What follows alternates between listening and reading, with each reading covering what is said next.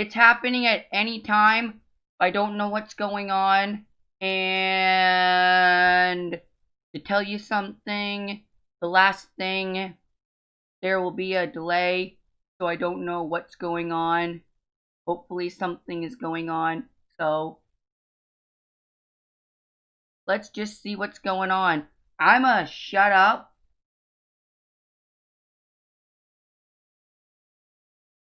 I'ma shut up and see what's going on with this.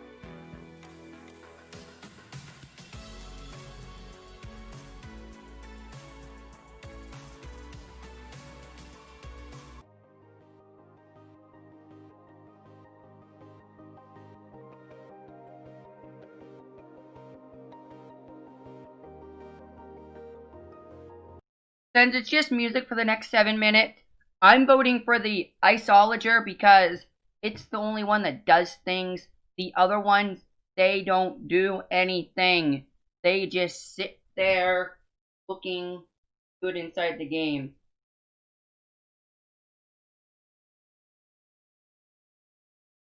No, we're not up voting for a biome. We're only voting for mobs this year. Because they still need to update the biomes from the last couple of years. I am voting for the Iceologer, and no one can stop me. Because it will go good in the mountain update, which is what I think the 1.17 Christmas update. But do not quote me on that.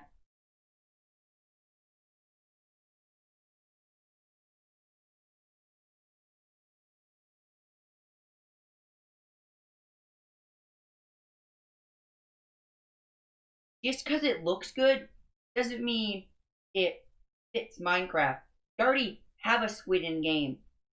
Don't think the squid currently looks good. Use a texture pack. It's useless. It doesn't add anything to Minecraft. It literally adds nothing into Minecraft. 5 minutes until the Minecraft live. Then we get to see what's going on.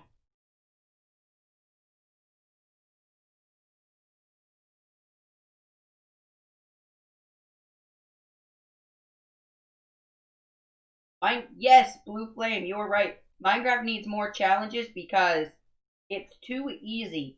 Once you get full enchanted diamond or netherite, the game gets too easy. And you can just go like boom, boom, boom, and you killed something. Boom, and he's dead. Just this way too easy. The game gets easier as you go along. The game should get harder the more things you have. So that's why I'm voting for the mod that'll make this game a lot harder. Oh, and also, Blue Flame would know this, but after Minecon, I have a special announcement to make about something coming up on my channel. So, it's a win-win for both.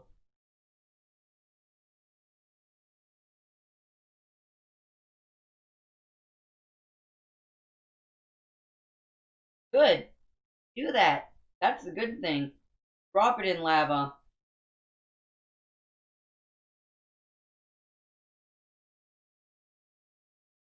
Um,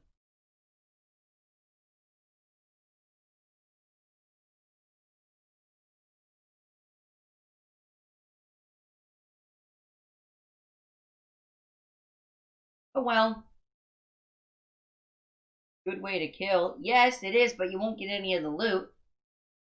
It's only something from Minecraft Earth or Minecraft Dungeons, which is, I find kind of stupid.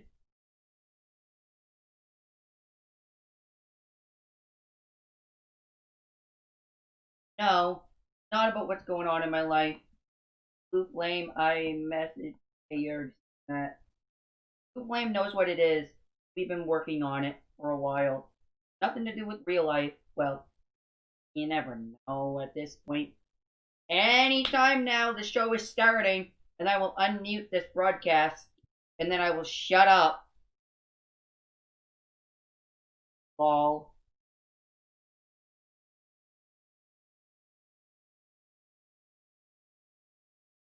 Yeah. All I know is the ice dude will spawn something over top of your head called a giant. It's a giant ice thing over top of your head. You can either back away so it falls on the ground, or let it drop and it fall on you, and then it will hurt you. It attacks you with that.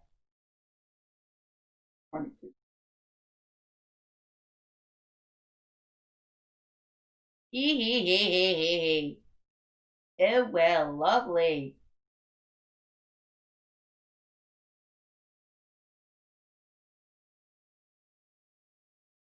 Yeah, yeah. 2 minutes. Oh, I'm shutting up.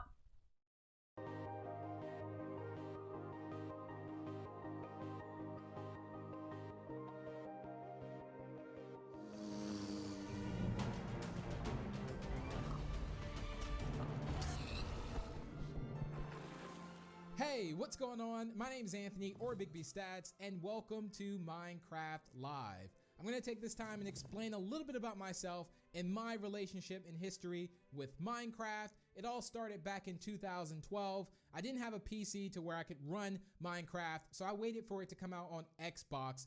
I got it and I just fell in love with it. I went to events, I met a lot of people, and I get a chance to do this right now, all because of Minecraft. That's allowed me to have this opportunity. I was also a part of the Minecraft live show back in 2018, which was the first time they brought on creators, and it was just incredible. But it's a brand new year, and this is just going to be phenomenal. Now, this year is the community pre-show, so you're going to hear a little bit about what's coming today. Also, we're going to hear from a few of our friends and what their year has been like, and what we love to see coming to Minecraft Live this year. Now, if you do speak another language besides English, don't worry, we're working with community rebroadcasters who speak other languages that are helping localize the broadcast. So head over to minecraft.net/live to view the list of rebroadcasters. Now, there's a very special person I want to introduce you to, and this is a person that you can just feel their energy through the screen. You know, if you ever just look at someone, it's like, wow, this person has so much energy. They have made my day feel better. And this person is going to be Shovel. So here she is. Thanks, Big B. Hello, I'm Shovel and welcome to my house. I hope you're all staying safe and healthy. You might recognize me from last year's event, or you might not. I was blonde back then.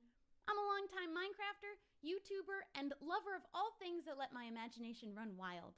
I'm also a known cat lover, and I would love to show you one of mine, but every cat owner knows you cannot tell them what to do. Anyway, we're going to start with the pre-show, where we're going to look at the last year in Minecraft. I've had my own exciting year in Minecraft. I was crowned a Minecraft champion. Twice. And then later we're going to join some of the members of the community and some members of the Mojang team to see what's coming next. I'm most excited about the mob vote, but I heard there's something big being revealed right at the beginning. So don't go anywhere. I'll be here watching too to find out what it is. So grab a snack and some water, and let's get into it. Was that good? Did I do good? Should I have worn the crown? I tend to demand more respect when I'm wearing the crown. Hello everyone, I'm Mariel, also known as Marielitai. You may know me from a couple of Minecraft series that I participated in, like Harmony Hollow, Mariel Craft, and Gamecraft, just to name a few. But I'm also known in the community for my innate ability to break the game.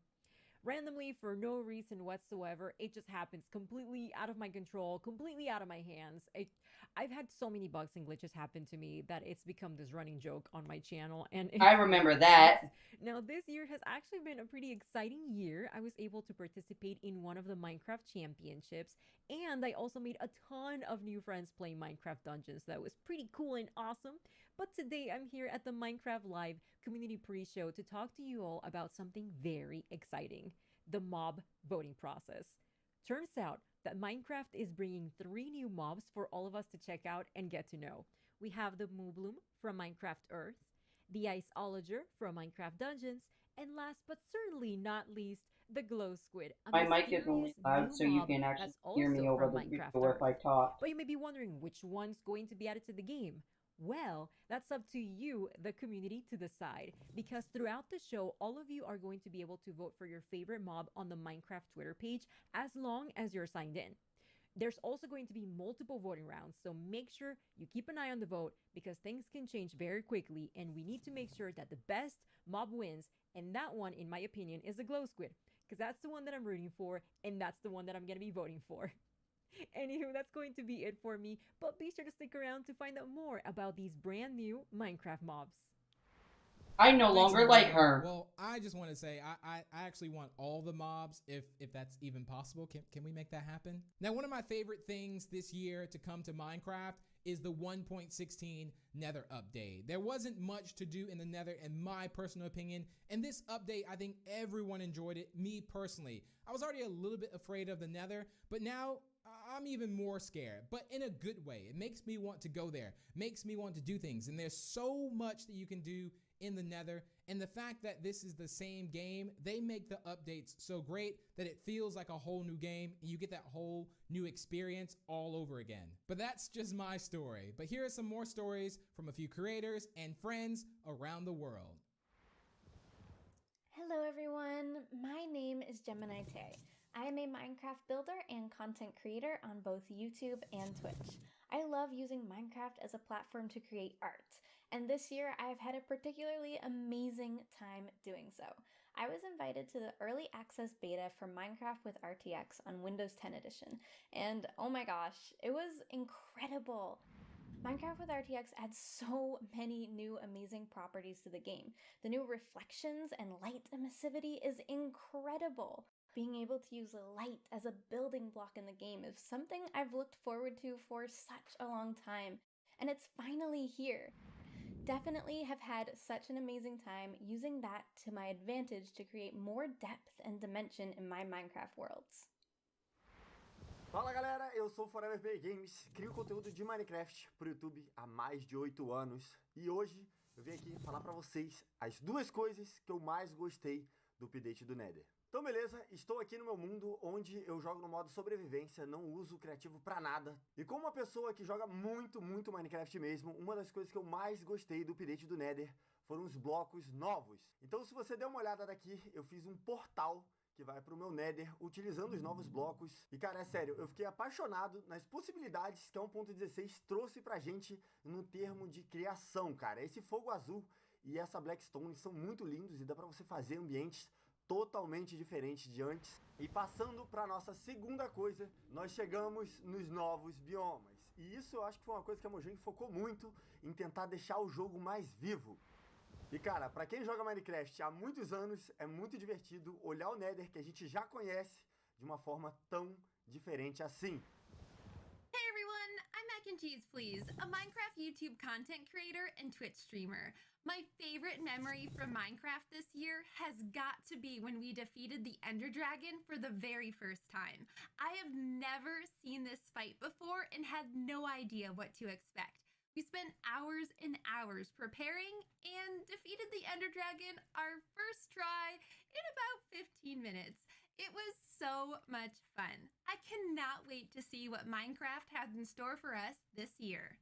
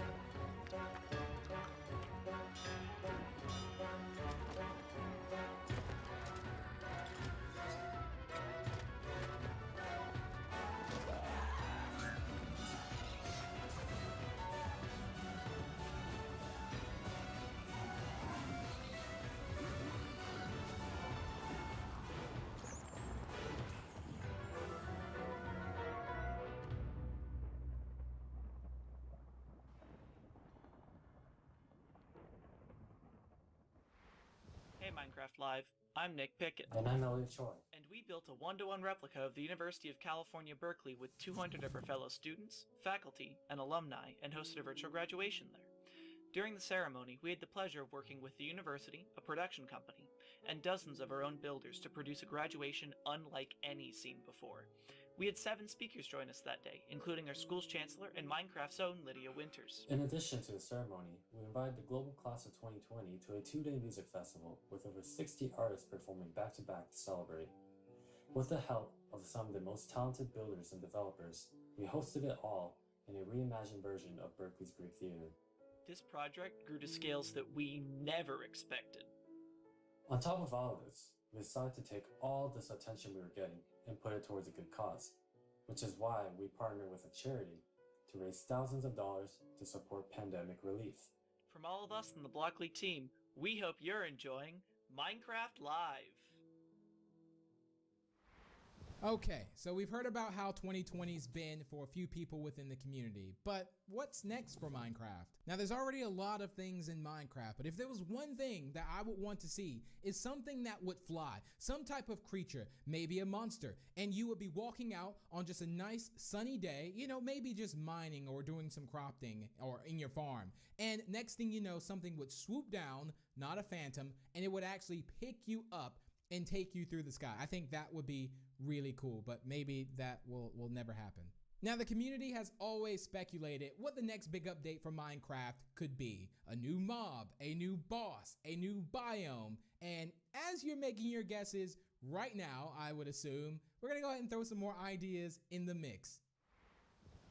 Well, hello there, Minecraft Live. Good times with Scar here, and I am a content creator and a member of the Hermitcraft server, and I have now been playing Minecraft for 10 years. This is my 10-year month anniversary, and what better way to celebrate 10 years playing Minecraft but to hang out with you here at Minecraft Live and to speculate on what we'd like to see added to Minecraft. And way back in the day when they added colored glass to the game, I thought, how cool would it be if these naturally generated in caves as if they were crystals? Just colored crystals hanging from the caves just to add a little life, a little energy to the caves. And I thought that would be fun, but let's take this up a notch. Say we're down in the caves and we break open a wall into a gigantic cave with cathedral ceilings, crystals hanging down from the ceilings, and these crystals come in all the variety of colors in Minecraft, and we pick out one that we like. Say we're going to pick out the orange one, and we knock down that orange crystal, and we can take the fragments of this orange crystal and put it in a torch or put it in a lantern, and we're now casting orange light in Minecraft. That is right. We can now cast colored light of all varieties in Minecraft via torches or lanterns to add more atmosphere and more design possibilities with our builds. Just imagine your builds now, but being illuminated with color light. How amazing would that be? Now, another thing I'd love to see added to Minecraft is some way of auto loading and ejecting music discs from a jukebox. So now we have colored light in the game along with auto playing music. We've basically together here created a disco on Minecraft, and that sounds absolutely amazing. So let me know what you think of those ideas, and I cannot wait to find out what for real is coming soon. Hey everyone, it's Crew! We have been huge fans of Minecraft since the very beginning and have so much fun creating videos. From silly build competitions to our epic survival series. Creativity is literally limitless in Minecraft. That's why we're so excited for the Glow Squid! Woo! Ooh, we could build a glowing underwater city. Yes. That'd be so cool. Yes. I wonder what we'd be able to craft. Maybe we'll be able to craft glowing armor. Ooh. I wonder what sound the glow squid makes. Like this.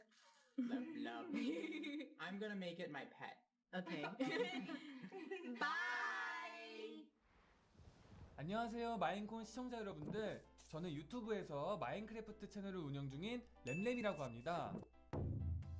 저는 8년 동안 마인크래프트를 즐기고 있는 만큼 저에게 있어서 마인크래프트란 제 일상에서 정말 큰 부분을 차지하고 있는데요. 올해도 굉장히 많은 컨텐츠를 녹화하고 업로드했는데 그 중에서 야생 관련 컨텐츠와 팬분들이 직접 만들어주신 컨텐츠들이 기억에 많이 남습니다. 마인크래프트에는 여러 바이옴이 존재하는데 그 바이옴 특색에 맞게 새로운 블록 아이템들과 몹들이 더 추가됐으면 좋겠습니다. 특히 바다를 굉장히 좋아하기 때문에 마인크래프트 바다에 더 멋지고 예쁜 블록과 강력한 보스몹이 추가되길 바라고 있습니다. 이상으로 여러분들에게 저 램램도 알리고 마인크래프트에서 보고 싶은 여러 가지들을 말해보았습니다. 항상 저에게 좋은 추억을 주는 마인크래프트 정말 감사하고요. 여러분들도 계속해서 마인크래프트 라이브 쇼 많이 시청해 주세요. 그럼 안녕. Hello, my name is Iskal85 and I'm a Minecrafter, and today is a big day. It's an omega big day today because it's one of these days Also, to know another Hermitcraft member surrounding Minecraft. Now, being a big action RPG fan, I've obviously been completely stuck with Dungeons since it came out, and we've already got lots of new stuff. Like we got the winter update, we got the jungle update. I wonder if they're gonna make another like themed upgrade, maybe mountains, like dungeons goes Everest, or maybe an oceanic update. That'd be kind of weird, swimming around underground and stuff like that. Anyway, personally, I'm hoping for two things. I'm hoping that we'd be able to customize our little character a little bit more, like the visuals of the character. I'd love to see like being able to get a skin that's outside the game into the game. That would be absolutely amazing. And I would really like to be able to change up that little base area, add things, maybe put things on the wall. You find a cool sword, put it on the wall, memorize it. That would be absolutely amazing. You know, that's a very good point. I wonder what's coming next in Dungeons. Well, I guess we'll have to see. Thank you from me and everyone you've seen so far for watching the pre-show. Minecraft Live is just about to start, but we're such a small part of this community. So let's see some other great moments from this year in Minecraft. Thanks, everyone. Bye!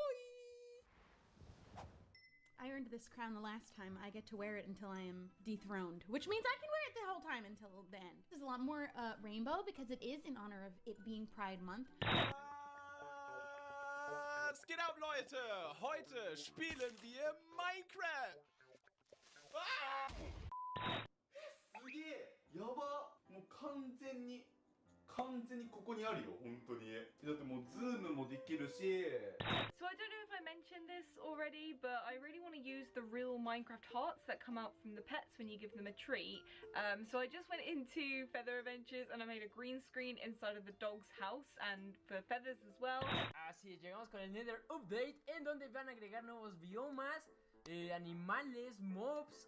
Hasta puede haber alimento ahí dentro del Nether. Cuando se nos hubiera ocurrido eso.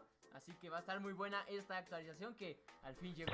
I mean, how can I not get excited about transforming the look and feel of Minecraft from this scene with RTX off to this with RTX on? What the? 睡衣妹妹，思念的幻影。我说呢，我一睡觉来一小老妹儿，这是啥意思呀？ Oh, they're there! The little beasts are there! A new animal! This is kind of blowing my mind. What a cool update. 我乃齐天大圣孙悟空是也，身穿黄金锁子甲，头顶凤翅紫金冠。 脚踏藕丝步云驴。 They've added these new adventure crystals that allow you to experience adventures in your home, in your backyard, or wherever you are, instead of needing to go out and discover them. 这个吃瓜亭呢，也应吃瓜群众们的要求啊，把上面的这个不对称棋盘换成了好多的瓜，同时可以有6个人在这吃瓜呢，想想都有点小兴奋。I'm a bee. Did y'all see that? That was insanity. Yo, we stinging up in here. Check it out. I got a whole mess of powers. Y'all see him? It's bees. You can just keep spawning in all these bees. I'm literally just right-clicking constant. Now the bees that... 마인크래프트 던전스 굿즈. 아 이렇게 봐야 되네. 개봉해 볼게요. 두두두두두. 자, 오, 야. Get up! I have like. I found the mobs. I found them. I found them. Excuse me, I don't appreciate. No. Well, I gotta show you how to play my game. Are you watching? Whoa, the bees are really angry. Are you watching? What did you do? Dude, the bees are so mad. I'm just gonna leave you to it. Perhaps one of these other huts has something helpful in it instead. Oh my gosh. No, that's... La abeja es el primer artrópodo del juego que vuela. Los demás que hay en el juego son el pez de plata, los endermitas, las arañas. Quebra. Ok. Olha só tanto zumbi! Oi, zumbi! Tchau, tchau, tchau, tchau. 下一个任务是什么？分享一次家园，获得50金币。3、2、1，茄子，分享给好友，就给你了，二哈的二哈哈。Na hora. Meu Deus, olha o porcão! Você tá vendo? Ele levou todos! É o Pumba! Cadê o Timão? Hakuna Matata! Guten Tag, meine Damen und Herren, und herzlich willkommen zu einer weiteren extremen, ultramäßig harten Challenge. Wir werden heute komplett Minecraft auf den Kopf stellen. Oh, TNT, I'm taking this, okay? Down, steady, steady. What do I do with it? What do I do with it? It's on my head and I don't know what to do with it. Okay, give me an opportunity. Set me up. Oh, there's a lot of zombies. Throw it, throw it, throw it. Throw it in the middle. Ooh. Did it work? Here they go. It did. There. Jag tyckte han var så gullig. Han kastade någonting till mig. Åh, vad gulligt det var. という習性があります。そしてね、毒針を刺した後まさかの死んでしまうこともあるんですね。ちょっと。 Nej, den är glad. Okej. Och du är glad, och du är glad. Nu! Titta! Hahaha! Fast då har jag också förstört en sån där. Men... Figata ragazzi, è tutto nuovo. Oh mio Dio, hanno cambiato il Nether. Ci sarà tantissimo da esplorare e io non vedo l'ora. Il fuoco blu! Speaking of food, num num num num num. What? Don't take all the cakes. You gotta pay for those. El daño y cómo vas creciendo tú como personaje depende de dos cosas. El nivel...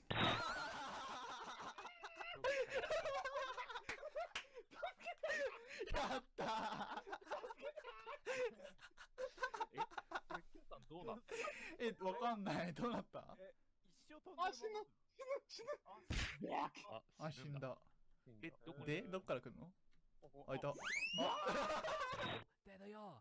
Look at them. Oh, they are so cute. And that, right there, ladies and gentlemen, is our first bee nest. Look at that. I love seeing like the haze, the light beams. Oh no! Teleport to Spoonerism? Where did you die? Why would you want to teleport to me? Oh, I'm doing it now. Oh no. Are you alive? What?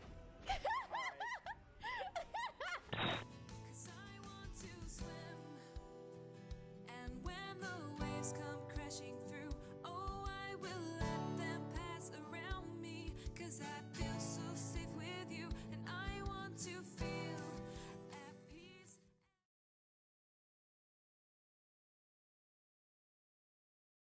This is the actual show now. This should be the actual show since it is 1 p.m. here. Keeping our heartbeat full. All cast and crew take daily temperature and health checks. Production values are properly and routine sanitized. They take everything they need to know to do this.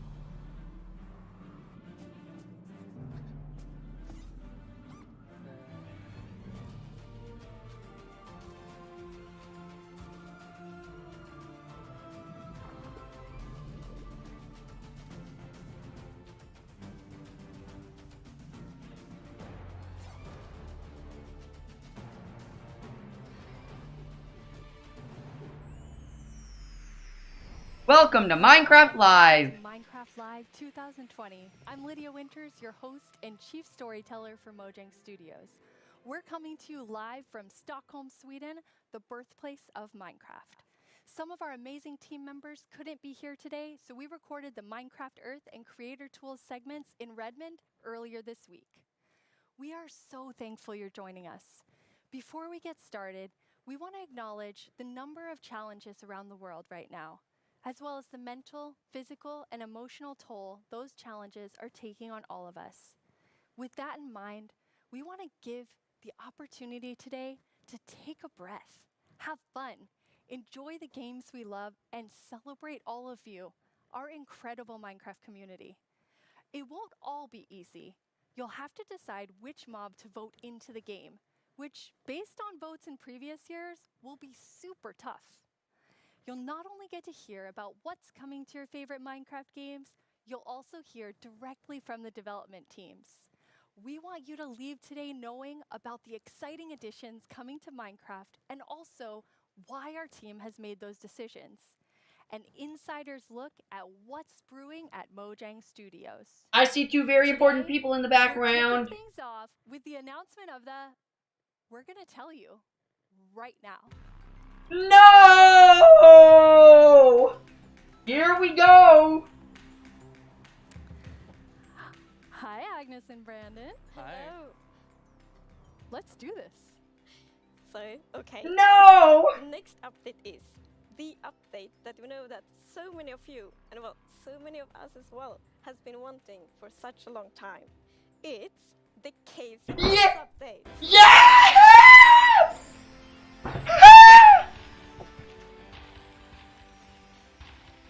It must feel amazing to be able to tell everyone that.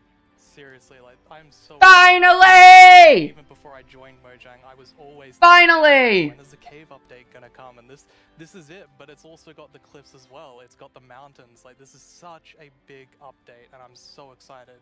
How are you feeling, Agnes? Great. Like, no, it's so good. So we have been working on this update for quite long, and we're like, we can't wait to tell everyone, and now we just announced it, and it feels We're actually getting our first live look at some reactions. Oh. Okay, that's very cute. So cute.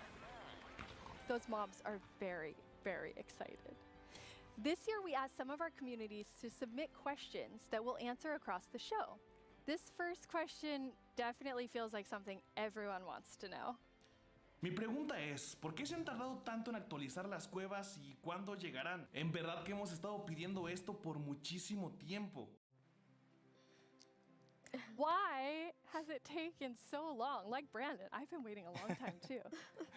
Yeah, that's a very good question. So, since this update really is the update, like we have been dreaming about it for so long, so it felt so important for us to do it right. Like, we don't want to rush it. But now we feel it's the right time. Like, we have spent the time we need to really like understand the vision we have for the update, and also to make sure that we understand what the community actually wants. And we've also like planned around it to make sure that we really can work together with the community to make this and like as epic update as possible. And we have also hired some new amazing developers to the team. And you're one of the amazing developers, Brandon. Yeah, I joined this year in January, and I actually came from the community. I used to do modding for 10 years. One of the first mods I work on was the Aether, which is like a dimension that added sky islands and stuff. And yeah, I'm just so happy to be here and work on an update this epic. I'm so happy to have you. I'm just way too happy. We have another creator question. Hi, I'm the Pink Diamond Diva, and this is my question. Are you making the caves more advanced for older players so they can mine deep, or are you making them more accessible and easy to navigate for newer players? Such a great question. Yeah, I mean, with this update, we're making sure that we can have as much variation as possible within the actual caves themselves, but we want to make sure that the old caves are still retained as much as possible to keep that classic feel. Yeah, and we really also looked into to make sure that we have something for everyone, because you know we have such a huge community, and it's also a very diverse community, and that's such a beautiful thing.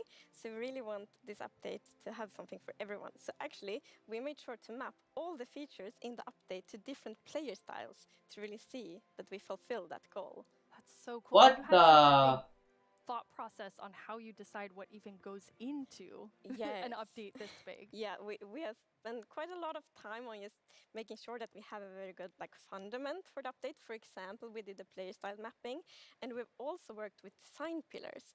So the design pillars, they kind of describe the vision of the update. So for example, they help us when we like prioritize between different features, and also when we design each specific feature. And we have 3 pillars for this update. And the first one is actually all about like the spectacular mountains, the snowier snow, and the mischievous goats. Because at last year's live, the players voted for these features, and we felt like it's so important to deliver on that promise. So we actually wanted to have it as a pillar. Yeah, and another pillar that we actually integrated into this was adding strategy to mining. So of course, Minecraft already has plenty of strategy in mining, but we wanted to see if we could push that just a little bit further and add even more mechanics that make it interesting for players to mine in the caves. Yeah, and the third pillar is to create an underground of marvel for the players. And that pillar is a lot about like adding variation to the underground and like contrast and like inspire players to like craft their own underground adventures and build underground. And one thing we have done to like fulfill this pillar is that we have added new cave biomes, and one of them is the lush caves.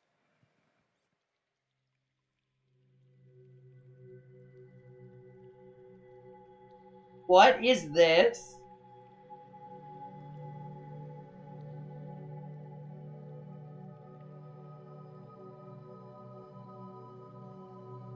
This is not Minecraft.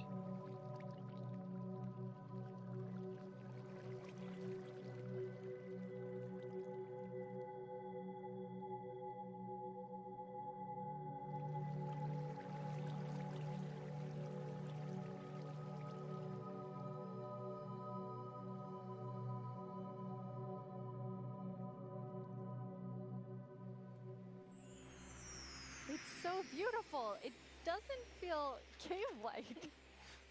Yeah, I mean, we wanted to make sure that, of course, in Minecraft, all the original caves, you know, they're pretty much the same. There's not much variation in terms of vegetation or different features inside of it. So for this, we wanted something which is a bit more like light and lush and actually has vegetation. And I mean, I think it looks amazing. It's gorgeous. What was the inspiration behind it? So we were thinking about, okay, so how should it feel when you are in a lush cave? And we wanted to be like, so you feel like very tiny inside like a big garden or big forest. So like when you look up, it's actually like vegetation above you, it's vegetation around you.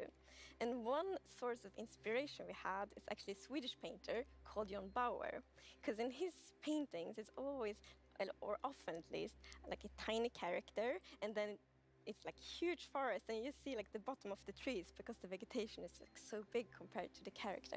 And you're adding so many new plants in the lush caves. Yes, so I don't know if you saw, but there was this new tree that was actually above on the overworld, and this is called an azalea tree. So it's a unique type of tree that it'll be easy to spot for players, and if you actually find this and start going down its roots, you will find a lush cave there. So this is another part of adding strategy to mining, where, you know, there are certain landmarks which will allow you to understand what you're doing in the game. That's cool. And another one of the new blocks is a block called Spore Blossom. And it's that, you maybe saw it in the video, it's a big pink flower that you find in the roof of the lush cave. And it will drip particles from that flower, but it will also actually feel like a big volume around it with particles. So it's similar to the particles that we added to the nether biomes in the nether update. But the cool thing here is that you can move the flower if you want to and get these particles anywhere you want in your world. So you can actually be very creative with that. That's so awesome. And the lush caves have a real glow to them from one of the plants. Yes. So there are vines in the lush caves, and they have glow berries on them, and these are actually a light source. And you can also pick them and eat them if you want to. Nice. Yes. Ew. Another plant we actually have is the drip leaf plant, and you can actually see that they can kind of grow from like water or anywhere else, and they grow quite tall, but they have like a little plant on the top that you can actually hop onto. So the idea of the mechanic behind it is that the leaf will actually tilt down when you stand on it too long. So this will actually make you fall through. However, after a few seconds, it'll come back up. So it's kind of this like platforming block that allows you to just, you know, continue platforming over and over again, which I hope is really exciting for, you know, content creators making maps. Yeah, you can build like your own platforming levels, and then they will repair themselves. That's kind of neat. It's so beautiful in there. And there's actually a mob coming to the lush caves. Yes, there is. But we will actually not tell you about this mob now, because in the end of the show, we will show even more features coming to the Caves and Cliffs update. And then we're gonna show that mob. This is the first time we have so much that we're actually splitting the update section into two at the beginning and towards the end of the show. It's amazing.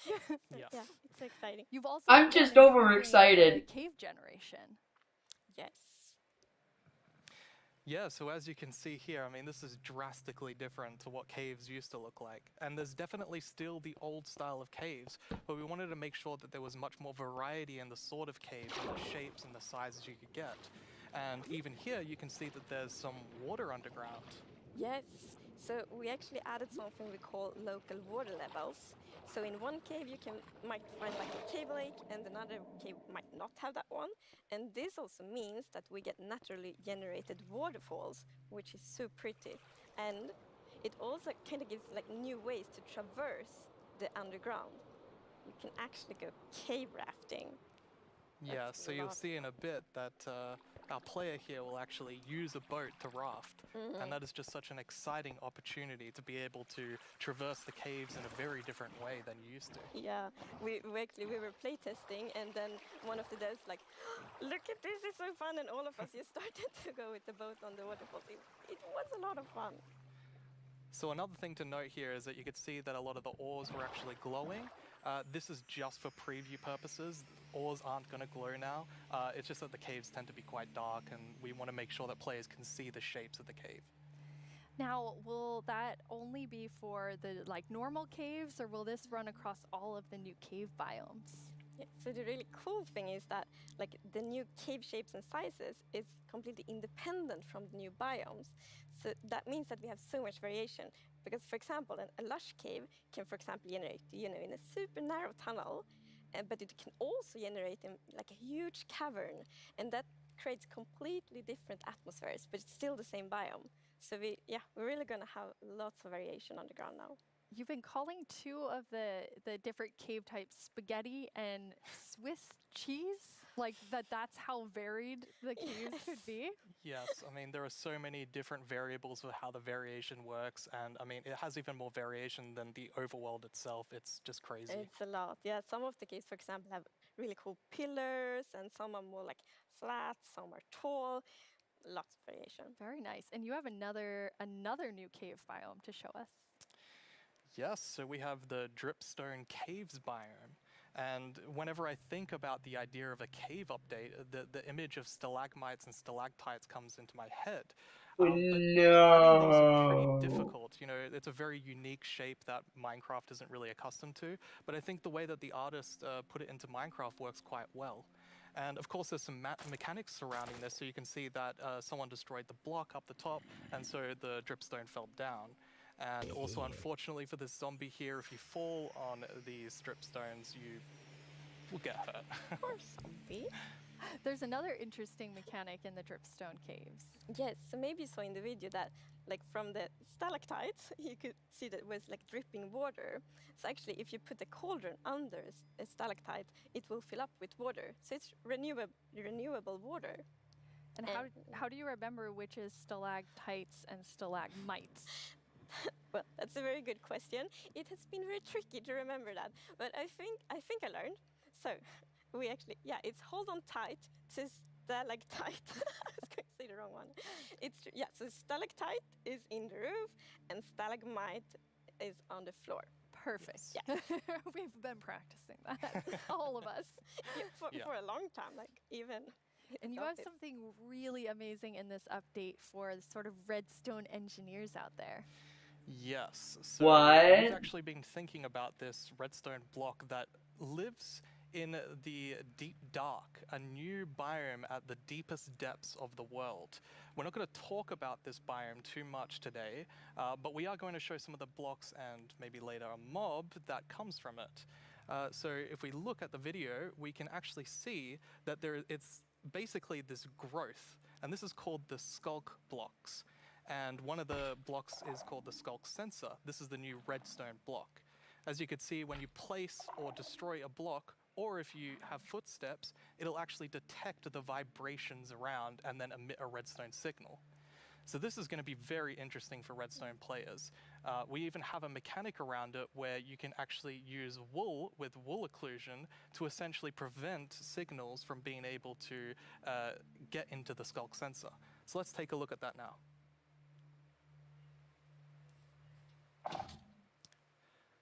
And as you can see here, I walked next to the skulk sensor, and it's actually kind of doing an infinite loop where the piston is causing a vibration, and then it's activating the skulk sensor and going over and over again. But here, I've actually put a wool block in between the piston, which prevents the signal from going to the skulk sensor. This can allow you to even do sort of directional skulk sensors where you can put wool blocks on each side and only allow it to detect vibrations in front of it. And vibrations can be so many different things. You know, it can be a snowball hit, it could be an arrow, it could be footsteps, it could be blocks, anything. So cool. Yeah. And another thing, we had a bit of a happy accident with this because we realized that we get wireless redstone thanks to the skulk sensor. Yes.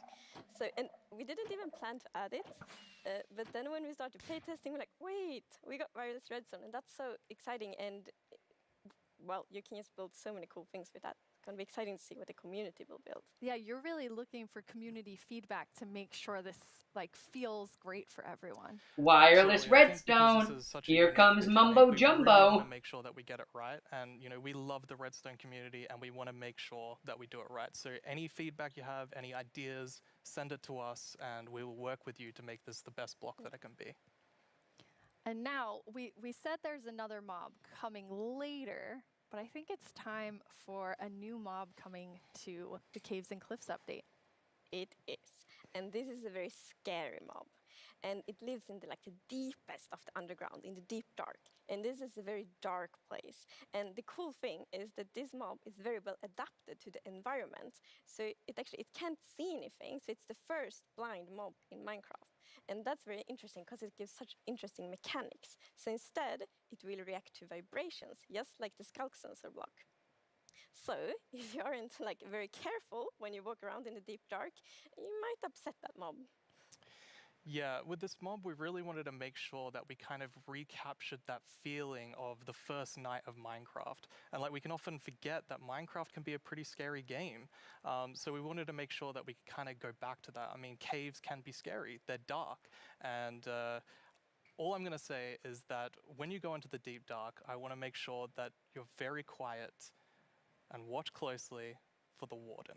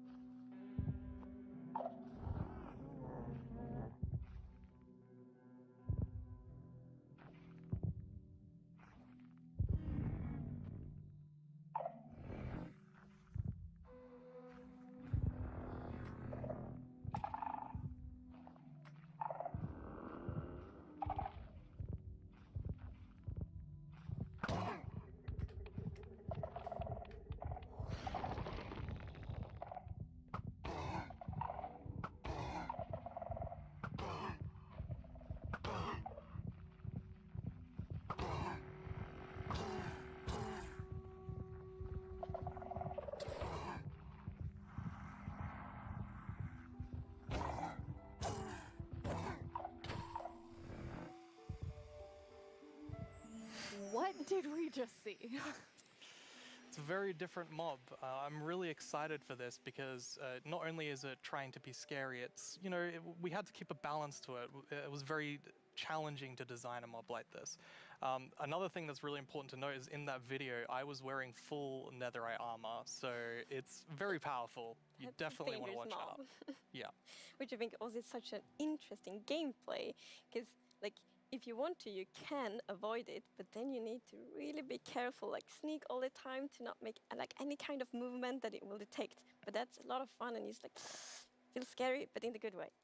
And you wanted to kind of take everyone back to that first night experience. I love it. Absolutely. I mean, I had such an amazing experience when I first played Minecraft. Like, it was terrifying listening to zombies underneath my house and in the caves, and hopefully we can bring that back to players, but, you know, 10 years later. Yeah.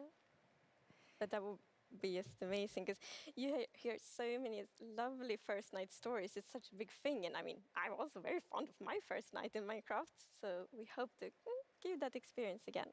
But you really balance sort of the look of it. It's like it's almost cute, but also really, really terrifying. How did you decide? We actually worked a lot on how does scariness look in Minecraft? Because we wanted to be very scary, and we didn't want to take away from the scariness, but we felt let's add some derpiness to it. So it's like a mix. So for example, we added the mouth.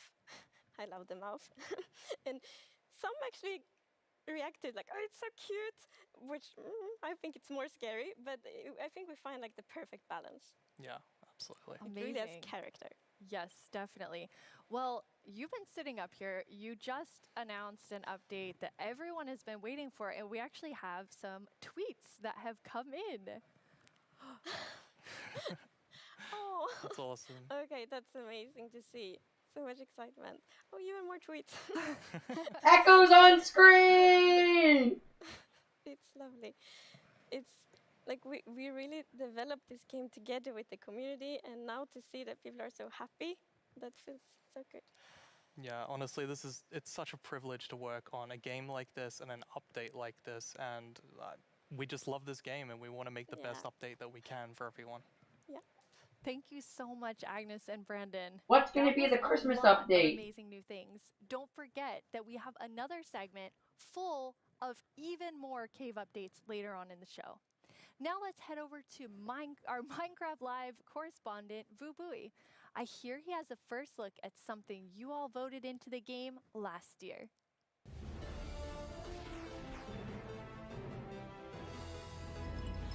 Hello, Minecrafters of the world. I'm Boo-Booey, and I'm here once again to help all of you at home to choose a mob that will go into Minecraft. But first, we have a message from our good friend Max Brooks, author of our first Minecraft novel, with some exciting news. Hey, Minecraft community. It's Max Brooks, author of Minecraft: The Island. Thank you so much for embracing my book, and I hope you enjoy the sequel, Minecraft: The Mountain, where our character leaves the island and paddles to a strange snow-covered world and discovers another castaway, and together the two of them have to find their way home. Minecraft: The Mountain, coming out in 2021, available for pre-order right now. And as always, thank you for embracing all Minecraft books. That sounds awesome! Another Minecraft novel, and this one's called The Mountain. Speaking of mountains, remember last year's vote? It was a fierce competition, but the mountains won after 2 intense rounds of voting. Well, I have a sneak peek into what your vote is bringing to Minecraft on the cliff side of the Caves and Cliffs update. Goats. They're both mischievous and adorable at the same time. As you can see, they live on the mountains, and if you aren't careful, they might knock you off. They also have excellent jumping skills. We'll also get better mountain generation with spectacular and more dramatic mountains with height-dependent generation. That means things like tree lines and mountaintops that will be more challenging with lots of snow and ice. And speaking of snow, yes, it will be snowier. We will also have a new block called Powder Snow, which will be a kind of trap block. It looks similar to snow, but if you or a mob walk on it, you will fall right through. Now let's talk about this year's vote. We have 3 awesome mobs for you to choose from. And to introduce them, we once again have Tiny Agnes and Tiny Jens. Let's see what they have to show. Oh. Bees and moonblooms are friends, just like we are. Right, Agnes? These friendly cows live in the flower forest biome, yellow as sunshine and covered in beautiful flowers. What's not to like about these beautiful bovines? We are friends, right, Agnes? Why do we have to record these videos on an actual mountain? They are animated. The isolager is a new illager that lives on mountain tops. It's a hostile mob that attacks you with clouds of flying ice. You did pack the supplies we need to survive the night up here, right, Jens? Do you ever wish Minecraft's oceans were glowier? Not me. I always wish for world peace. Sure you do. Well, wish no more. Meet the glow squid. Wow. What was I meant to say again? Vote for Minecraft? Can't talk. Must admire glow. Agnes, Jens, it's really distracting. They're so tiny, and they're so susceptible to distraction. Hopefully that won't happen to you. Now let's go over how... Hello? Oh, hi, Tiny Agnes. Yeah, no, I'm live right now. Okay. Well, you really shouldn't read too many internet comments. But, okay, I'll tell him. Okay, bye. Tiny Agnes would like everyone to know that she and Tiny Jens are, in fact, good friends. Okay, where was I? And why do people keep leaving phones around the studio? Now, let's go over how you can be a part of what is likely to be an epic showdown. Don't let this decision be made without your voice. Be ready to cast your votes. First, make sure you have a Twitter account. If you don't, go to twitter.com, sign up for an account, and make sure you're logged in. I'll let you know when the voting starts. Then you'll need to go to the Minecraft Twitter account to find the latest poll. Think carefully, debate with your friends and family, make a decision, then click on the mob you want to make it into Minecraft. There will be 2 voting sessions, and I'll let you know when each one begins. For now, just be ready and keep dreaming of victory for your favorite mob.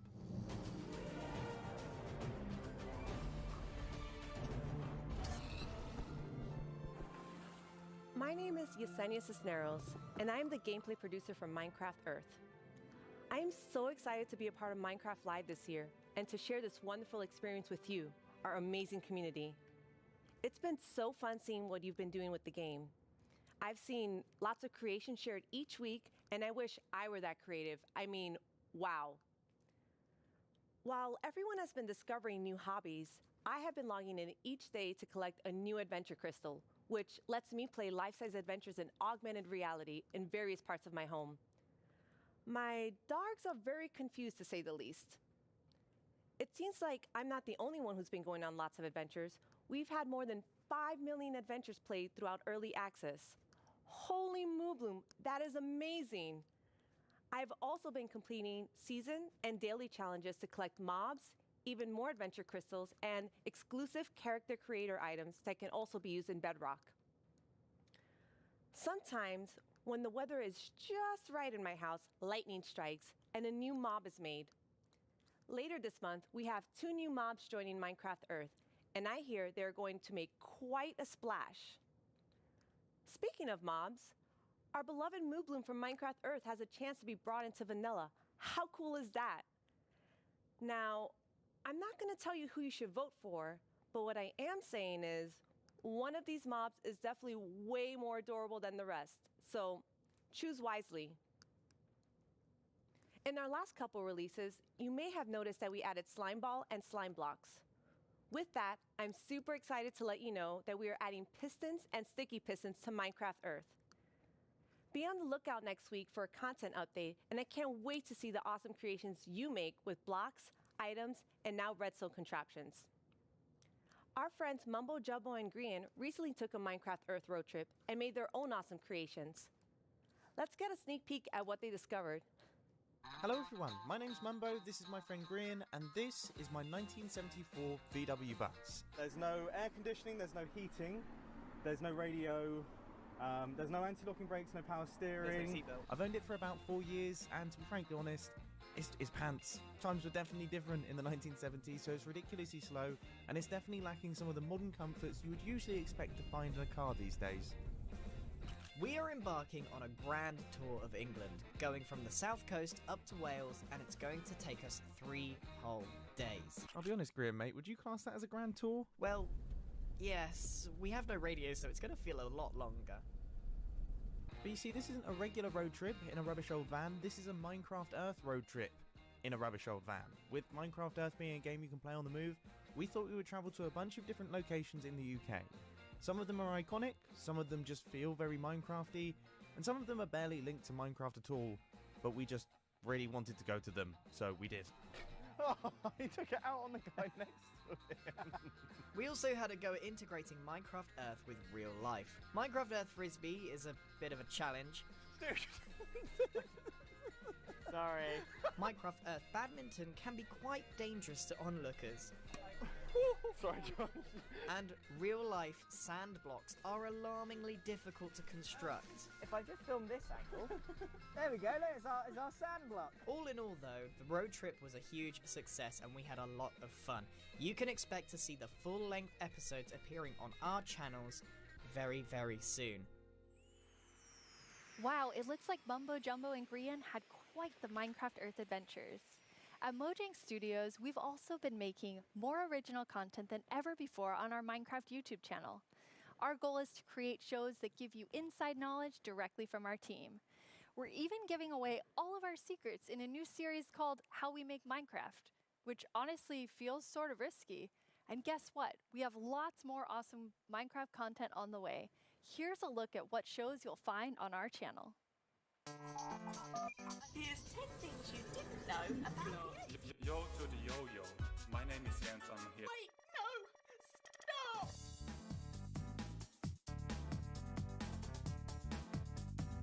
How can Steve punch cactus without getting hurt? I know cactus has pricklies, but punching a tree probably hurts too. Everyone just starts panicking.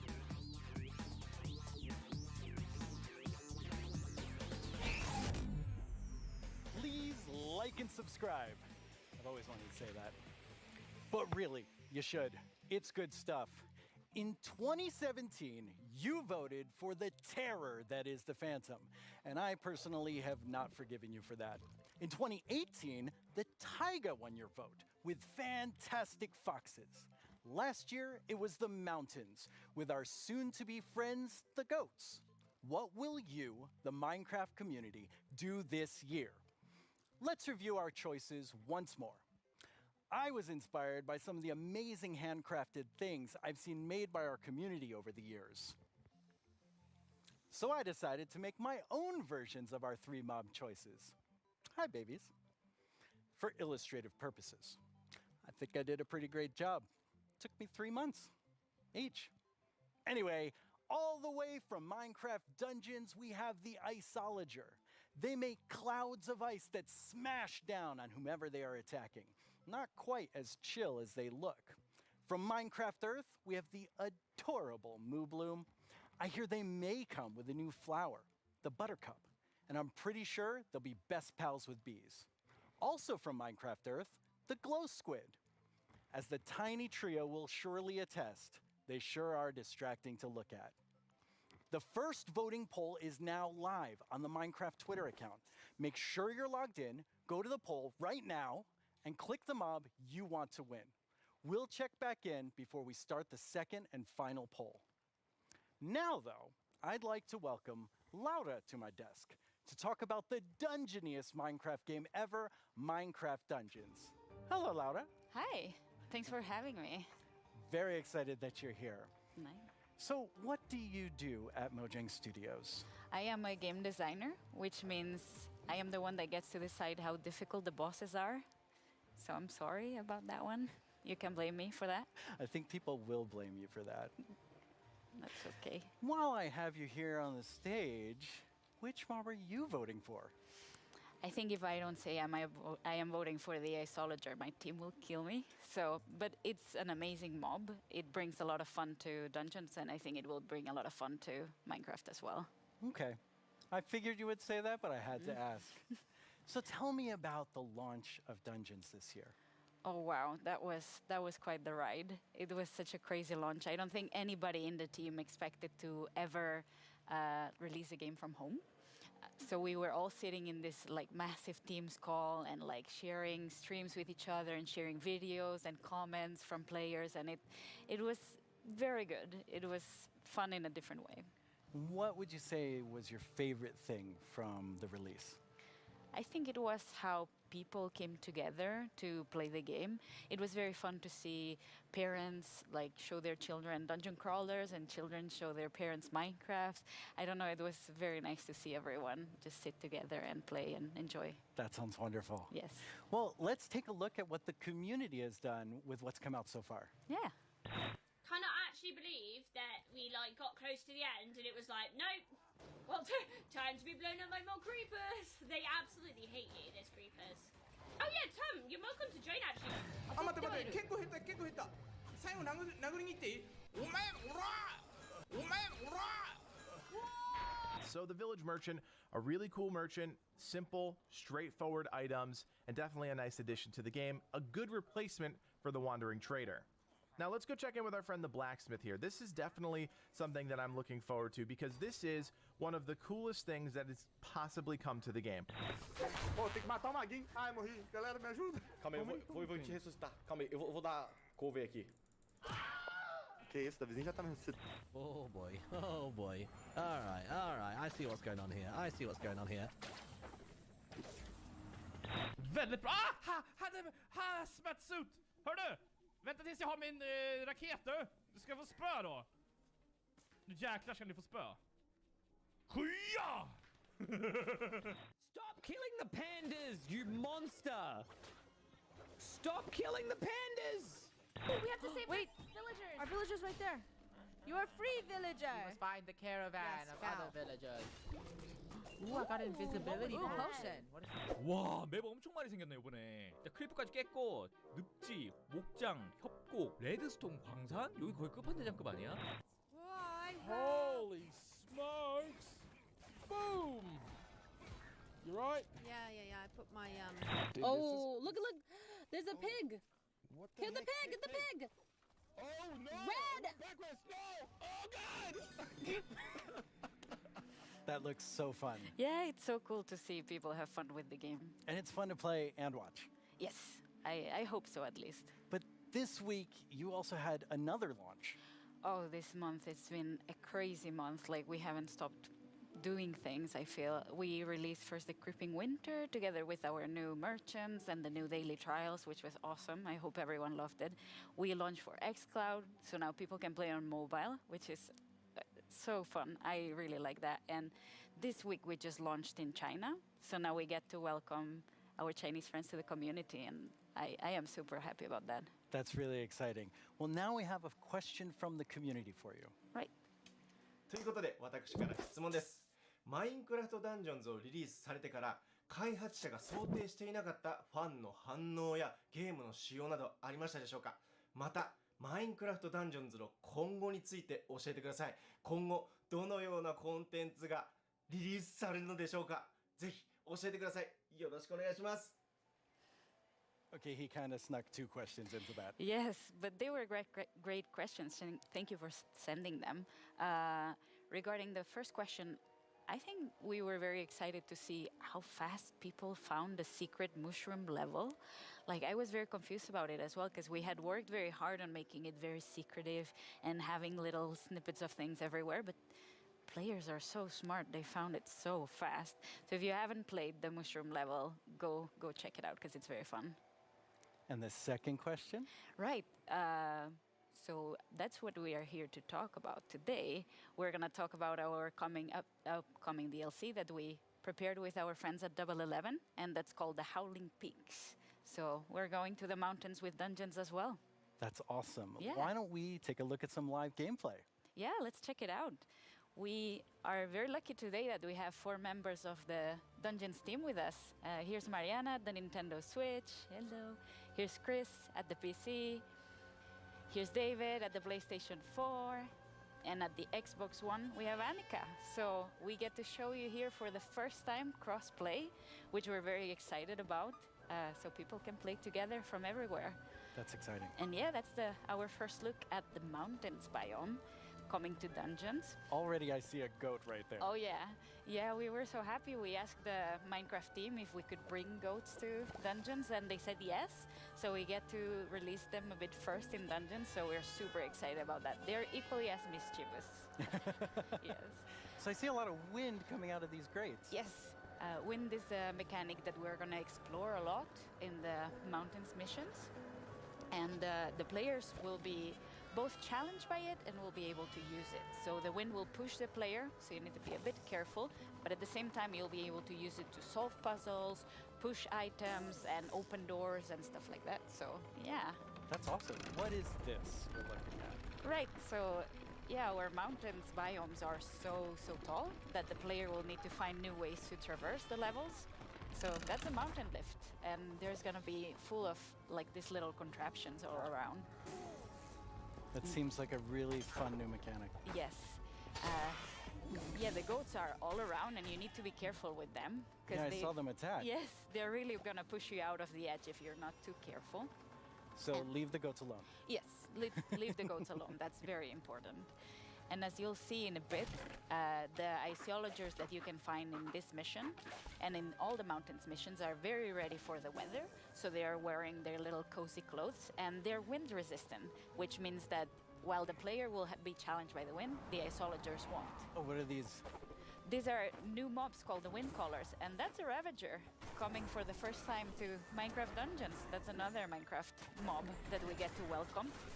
They're quite sturdy. What do the wind callers do?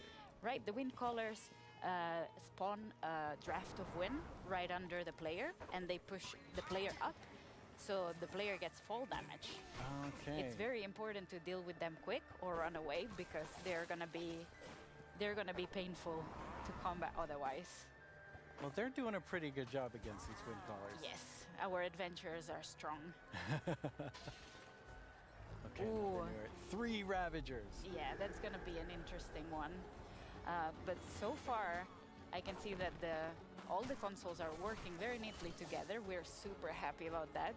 It's been progressing very nicely, and we hope everyone can soon play together. Oh, that was an iceologer.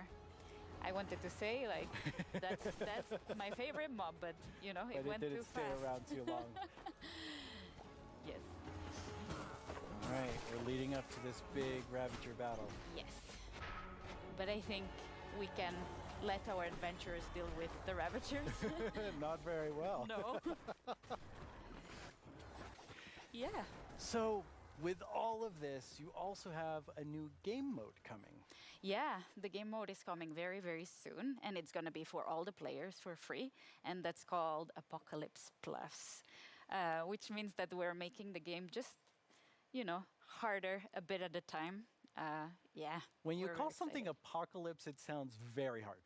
Yeah, and Apocalypse Plus means that it gets even harder. So hopefully players get to find new challenges, and we found different ways to tweak the balance so the challenge is different every time.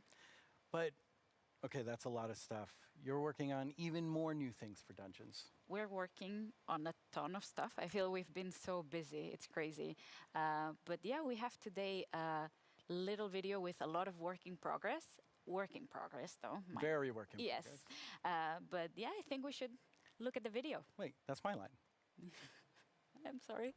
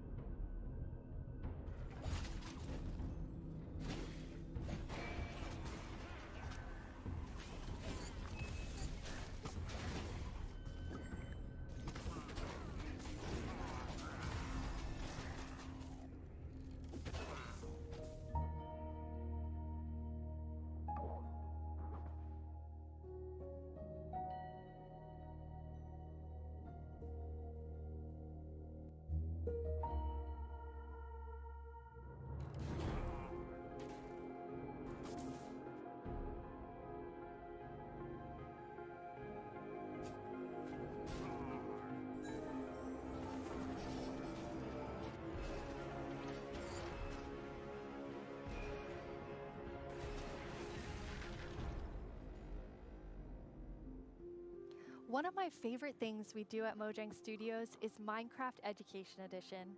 Students around the world are able to learn in exciting and interactive ways using the game as a learning-based platform. Students and teachers in 115 countries around the world are able to collaborate, learn, and share together.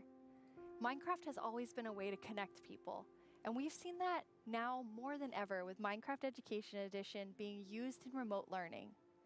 When you're in the game, you don't have to feel so far away from your classmates.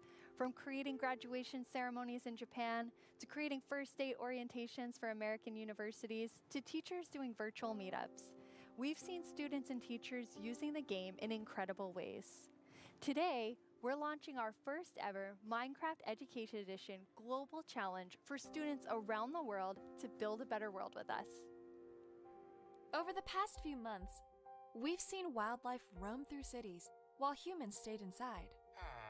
Without cruise ships and ferries around, dolphins visited the port of Cagliari in Sardinia, Italy, and wild boar roamed the streets of Barcelona. But what if animals could share space with humans all the time? Today, we're kicking off the first ever Minecraft Education Global Build Championship and asking students around the world to design and build healthy spaces for humans and animals to coexist together. What will you build? Hey, I'm Ayana. I'm a developer in the Minecraft team.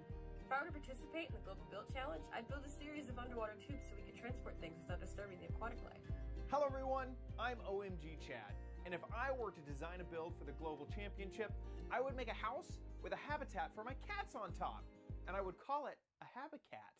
どうもこんにちは、カーボンです。僕だったら日本っぽい建築で勝負したい。 Hola, nosotros somos los hermanos Leo y si estuviéramos participando en la dinámica mundial de Minecraft construiríamos unas viviendas camufladas con la vegetación del entorno para que los animales no se espanten. ¡Participa! Design and build your own solution in Minecraft Education Edition. For the chance to win Mine Coins, awesome Minecraft gear, and a video chat with Mojang Studios. The championship opens today. You can register today and download the Championship World Template. We can't wait to see your amazing ideas, and Jens and I can't wait to see the winner on video chat. We get the awesome prize of chatting with you no matter who wins. For those of you who don't have Education Edition, we have something for you too. Our education team has already added amazing free lessons to Minecraft Marketplace. We've also been working with some amazing educators on a new series about diversity and inclusion coming this fall. Hi, Minecraft Live. I'm Kenneth Shelton, and along with my fellow educators, Felisa Ford and Natasha Rochelle, we've been building a series of Minecraft lessons that will help people explore topics of social justice, equity, identity, and tolerance. The first of these lessons is called Good Trouble, and it's based on the life and philosophy of Congressman and civil rights activist John Lewis. The additional lessons continue teaching about social justice from across the world and through time, from Black Lives Matter to Malala's quest in Pakistan to achieve equal education for girls, to the civil rights movement of 1960s America, to the women's suffragette movement, and more. We can't wait to share these important lessons with the Minecraft community. I'm looking forward to playing through the Good Trouble lessons myself. Together with the Minecraft community, we commemorated Juneteenth with contributions to the Black Lives Matter Global Network Foundation, Equal Justice Initiative, and the NAACP Legal Defense Fund. We're proud to continue supporting organizations that fight for equity and equality in the world by making an additional donation today to the NAACP Legal Defense Fund. This brings our 2020 contributions to over $2 million. Beyond this, we continue to look within our company, our products, and ourselves for how we can help create a more inclusive world.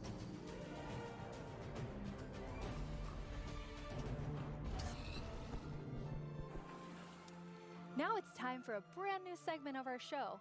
You may have missed our next guest during the Minecraft Update segment, but not to worry. You're about to get some dedicated time with the one and only Jeb. Hello. Hello. Thank you very much.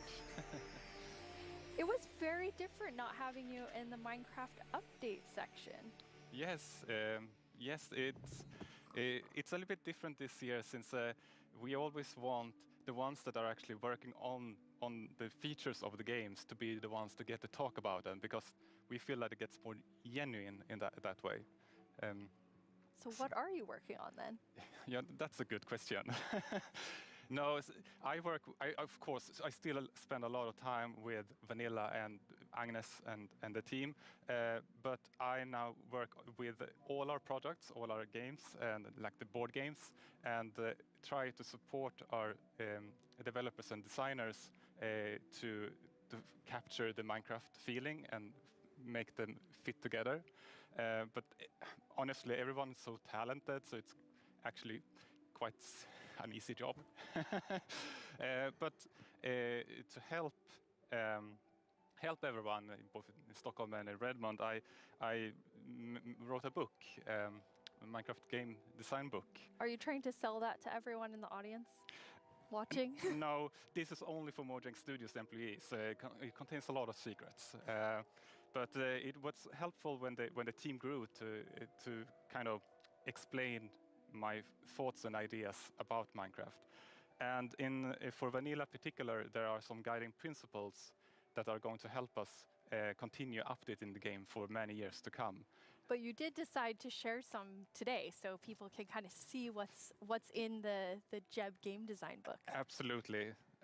So one of these guiding principles is, it maybe sounds obvious, but that is it's always one block at a time.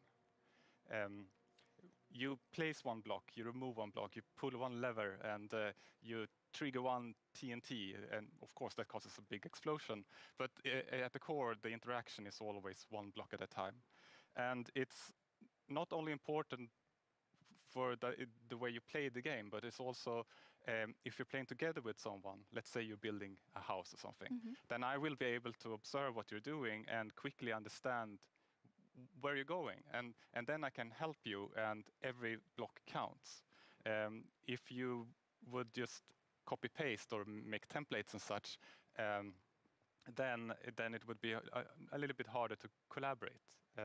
And also Minecraft is a lot about the journey to create your massive castle or whatever. But so it's important to we retain that feeling. And you have another principle, but it applies pretty directly to a community question that we have.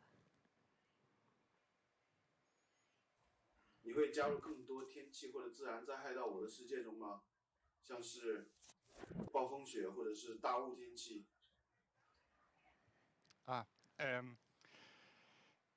我的世界的中国玩家大家好，感谢你的提问。Wow, yes. Yes, the Chinese community inspired me to try to take on a new language, but I have a long way to go, honestly.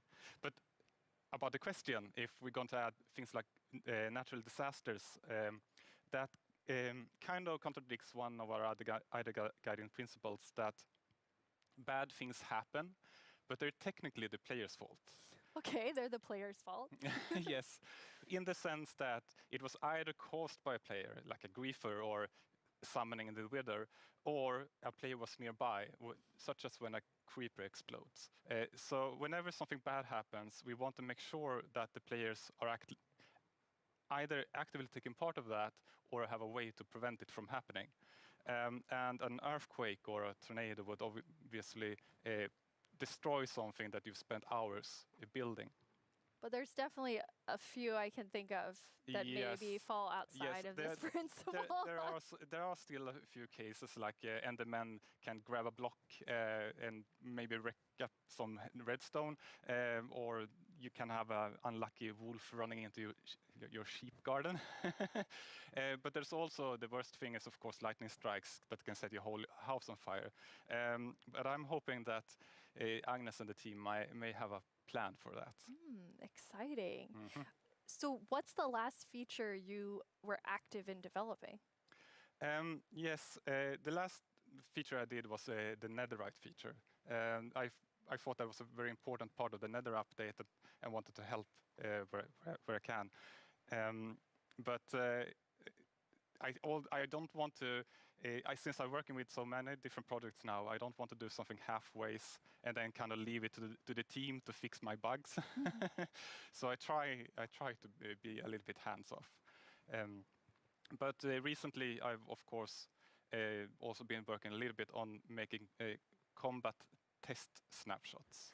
That leads us to another community question.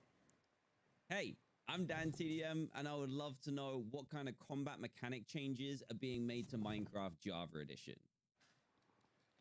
Yes, and that's an excellent question.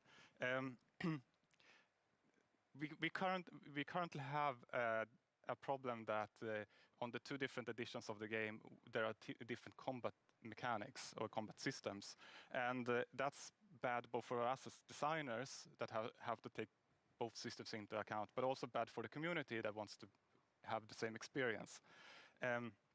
So the main objective is to reach parity. But I still want to make sure that we make a system that is kind of fits with the building and that doesn't distract too much from building, but still gives us this depth that allows us to design interesting behaviors. Also, I want to make sure that it works both good in both player versus environment. That means adventuring and players versus player. And I want to make sure that it feels good playing both with mouse and keyboard. And when you're on a controller, you don't get tired by frequently pressing the trigger. And we also want to improve touch, like the touch experience. So it's a lot to do. But you said you weren't working on feature development. But yeah, it's you true. are working on combat? Yes, I mean, of course, it's a little bit hard to keep your hand out of the feature cookie jar. But in this case, I also felt that this was an area where I could help the team, so they could focus on doing the content updates. But at some point in the future, I will, of course, dump this on the team. Okay, so exactly what you said you Yes, don't want to do. Yes, and they will have to carry it over the finish line. Yes. Nice. Now, speaking of combat, we just had a really cool announcement about Alex and Steve coming to Super Smash Brothers. Yes, and that is so amazing. And just like I said, like my job gets easier because everyone's so talented. And just in this case, Sakurai-san and his team they really understand Minecraft and have made an absolutely amazing Super Smash Brothers fighter. And Sakurai has also made a really amazing video for all of us in the community. マインクラフトライブをご覧の皆さん、こんにちは。大乱闘スマッシュブラザーズディレクター、空の桜井正宏です。スマブラにマインクラフトのダウンロードコンテンツが導入されます。スティーブやアレックスが参戦することが決定し、マインクラフトライブ前に特別放送をお届けしたのですが、見ていただけたでしょうか。もしまだの方はぜひご覧ください。スマブラであることを忘れるぐらい、マインクラフトのスピンオフとしても相当にすごい踏み込んだ表現を行っています。発売までもう少しだけお時間いただきます。スティーブがマリオと戦う。アレックスがピカチュウと戦う。ゾンビやエンダーマンをアクションゲームで操作できる。リンクやカービィやソニックやロックマンやクラウドやリュウなど有名キャラクターとの共演が楽しめます。そして私もマインクラフトファンの一人です。マインクラフトライブでの発表を楽しみにしています。それでは。That was a really big secret to keep. Yes, and it was a really hard secret to keep even in the studio because it was super secret.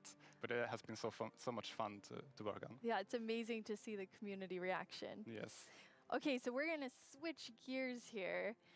You have a sort of famous saying within the office, which is the world would be a better place if everyone played Minecraft. And why do you think that? Yeah, I suppose the quote has kind of gotten a life of its own. It definitely has. But yes, I think Minecraft unleashes people's creativity and helps them collaborate, but also teaches them things like geometry, languages, and maths. So yes, I do think that the world would be a better place if everyone played Minecraft. But I know that you also are very engaged in building a better world. You're interviewing me now, Jens. Thanks. I mean, I think I feel so privileged to work on Minecraft because of all the amazing things that people do with it, from Education Edition, and something I'm extremely passionate about is Block by Block, which is our partnership with UN Habitat, and it's really helping people reimagine their public space and then have it built.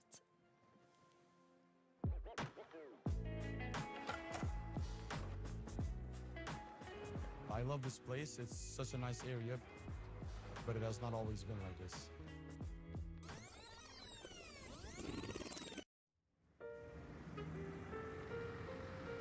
Well, before, the area felt very cold and unsafe. Basically, it was just an abandoned place. Block by Block is a program created by Mojang and UN Habitat where we use Minecraft to help community members redesign their neighborhoods. Kosovo has been impacted by years of conflict, and in those situations, we often see communities divided and public spaces neglected. It was a really cool project because even the little kids like me could help out with make the city a better place. They got to use Minecraft to sketch and try different solutions about how the space could be improved. It was very fun because you felt like to be able to help the city while just playing. After that, the ideas were presented to local architects and city planners, and later that year, construction started.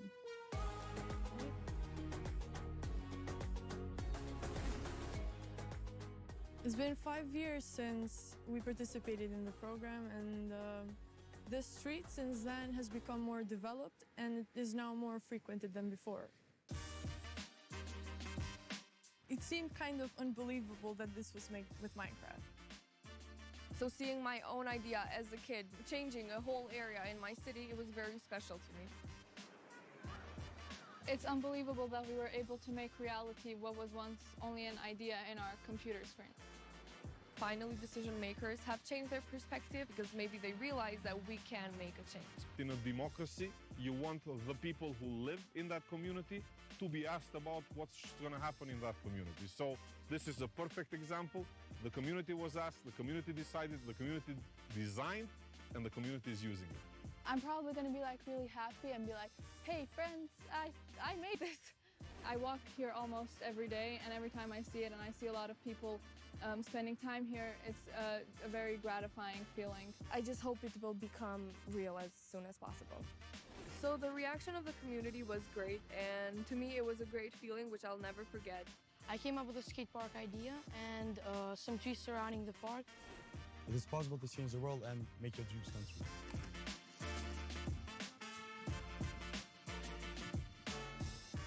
It felt like I was being heard, and being heard and listened to is one of the best feelings that you can feel.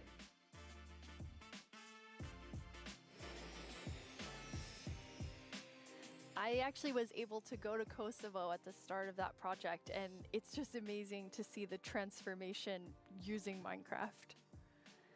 Yeah, it's amazing. Yes.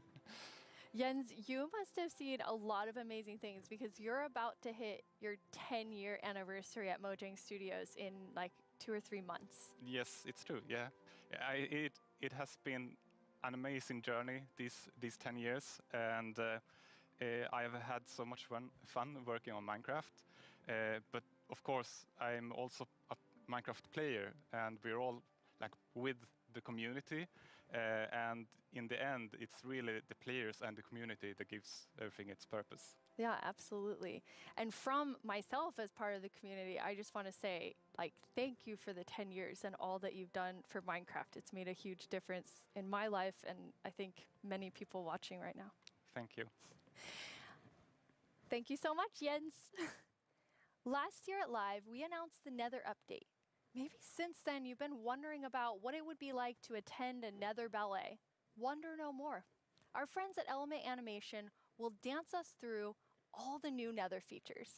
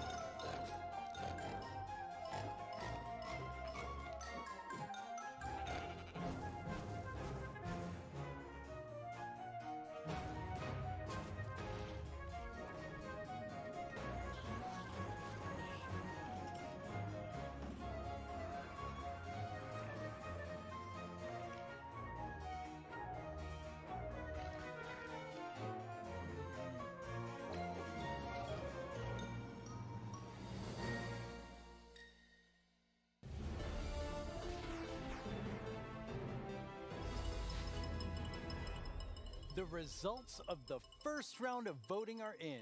The round which determined which mob's dreams would be dashed, with no hope of making it into the final round. And it was intense. But sadly, let's all say a fond farewell to the poor Moo Bloom. Then forget it ever existed, because it's time to vote again. We are now down to the Isolager and the Glow Squid. And in the first round, they were quite close. I'm quite interested to see where the voters of the Moo Bloom will go. If you missed the first round of voting, make sure you get in on this one. It determines which one of these two makes it into Minecraft. I know who I'll be voting for. The final voting poll is live now. This is your chance to have a say in what goes into Minecraft. So don't leave yourself out. Log into Twitter and go vote.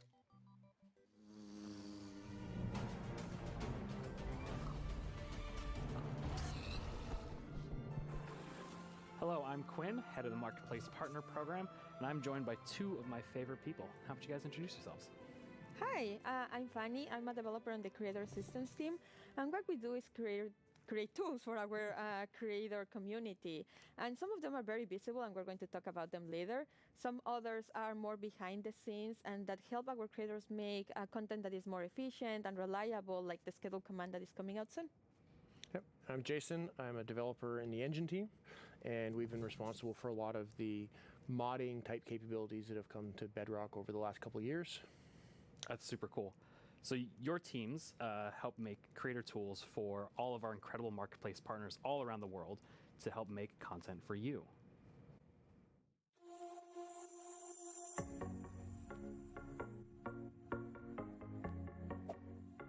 Kia ora koutou mā, ko Whete tēnei from Piki Studios here in Aotearoa, a team of 3 making content for the marketplace and Minecraft Education Edition.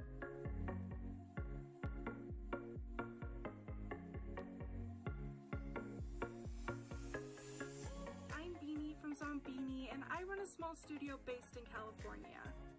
We create lots of marketplace content, and I've been making tutorials for the last 7 years to teach others how to make their own Minecraft skins.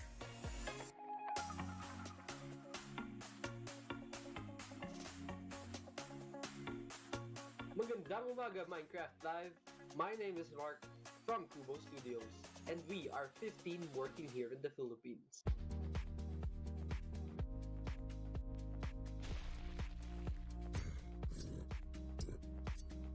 I'm Tian from Everboon Games, and we are 38 people working here in England.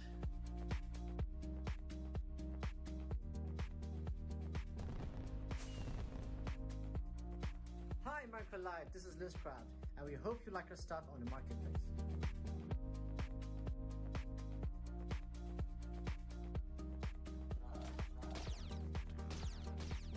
Hey everyone, I cannot believe I'm part of Minecraft Live this year. My name is Yasser, aka StarkTMA from MC Texels, and we are super excited about the new updates.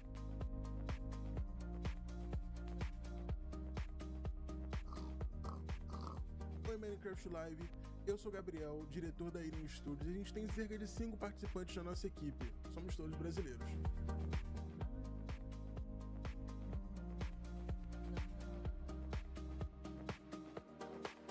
I'm Vicky, also known as Geeky Pixels from NetherPixel Studios, and I get to spend my days making content and working with awesome people.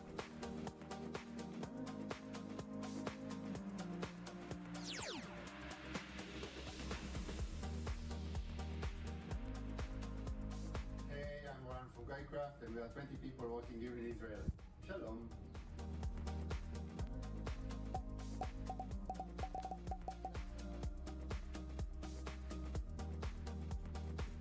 And the best part is all these features can be used by all creators. So what do you have to show us today? Yeah, so for the last couple of years, we've been doing a lot of work with the entities in the game.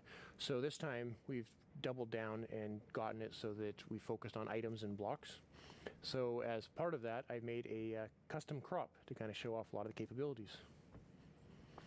So over the summer, everyone at Mojang Studios was given tomato seeds to try and grow a tomato plant at home. So I thought that was kind of the perfect inspiration to go make a crop. So you can interact, you can place the seeds, use the crops. See, they're kind of growing. We got a couple of them getting to the flower stage. Got a few now that I can actually go pick. So in this case, I've made them work like the sweet berry bush, where you can just right-click on them. But I think tomatoes taste disgusting, so I thought it was better to make them as something you can throw. So Quinn and I had some fun. We were throwing them around. It's harmless, or sort of harmless. Yeah, totally harmless. Yeah. You knocked me in the lava. It was mostly by accident. But tomatoes will actually rot on the vine as well, and if they rot for too long, you get a little rotten tomato monster that can spawn from it. So I'm gonna fight him off here. But yeah, he throws rotten tomatoes. They don't fly as far as a regular tomato, but they knock you back a lot more. But kind of based off all this stuff, I think tomatoes maybe aren't the best idea. So I'm gonna get rid of all my plants and never grow them again. Yeah, I agree with you on this one. But So all they're these, so healthy. it's true, they are pretty healthy. So with all of these new custom crops, creators can go and make some really cool kind of like farming style maps. Oh, definitely. So like, I think crops are a great example of showing off how they all can kind of come together, because you get the items that you can get there. Normally you would eat the item, but or you can make projectiles. But they also have the ability to get events that are fired from things like a tick event. So as that event is fired, you can make the block run through multiple stages of growth, and eventually get it to the point where like you can choose like what loot spawns at various stages of growth and stuff like that. Yeah, I thought it was really cool how you could like interact with them like a normal berry bush, but then get the tomato out. Yeah, it's just it's an interactive event that you can key into. Yeah, and then there's a tomato monster there at the end too. Yeah, I call him Tomo. Little Tom, it's so cute. Yeah. It's not even scary, but yeah, it's an example of what you can do with them combining events and commands. That's one of the features that our creators have requested for so long, just having commands to be able to run them when something happens. So now, instead of also in addition to doing it with actors, you can also do it with blocks and items. In this case, as the flower is rotting, you can disappear that crop and also summon a tomato monster, a Tomo monster. Yes. Well, that's really cool, because like I can totally see creators like using all of those combinations of features to make some like really cool like adventurous maps. Yeah. Like, for example, the little adventure that we can show you, where we were going to the desert, and then we found this mysterious golden skull, and also an equally mysterious pedestal in the middle of the desert. So we decided to place our golden skull over there and see what happened. And yes, we have a mountain that is hollow. And as the brave warriors that we are, we went exploring, and obviously we found some creepy monsters inside. Luckily, we have our trusty custom sword to fight them off. Oh, that definitely helps. I'm not sure if we even survived that. Yeah, that doesn't seem very safe. No, not at all. But that pedestal, I know that's one of the most requested features, block models. Yeah, so I've been super excited that we finally be able to get block models in. It's something we've been wanting to do for years, and we were finally able to work on them and get them in.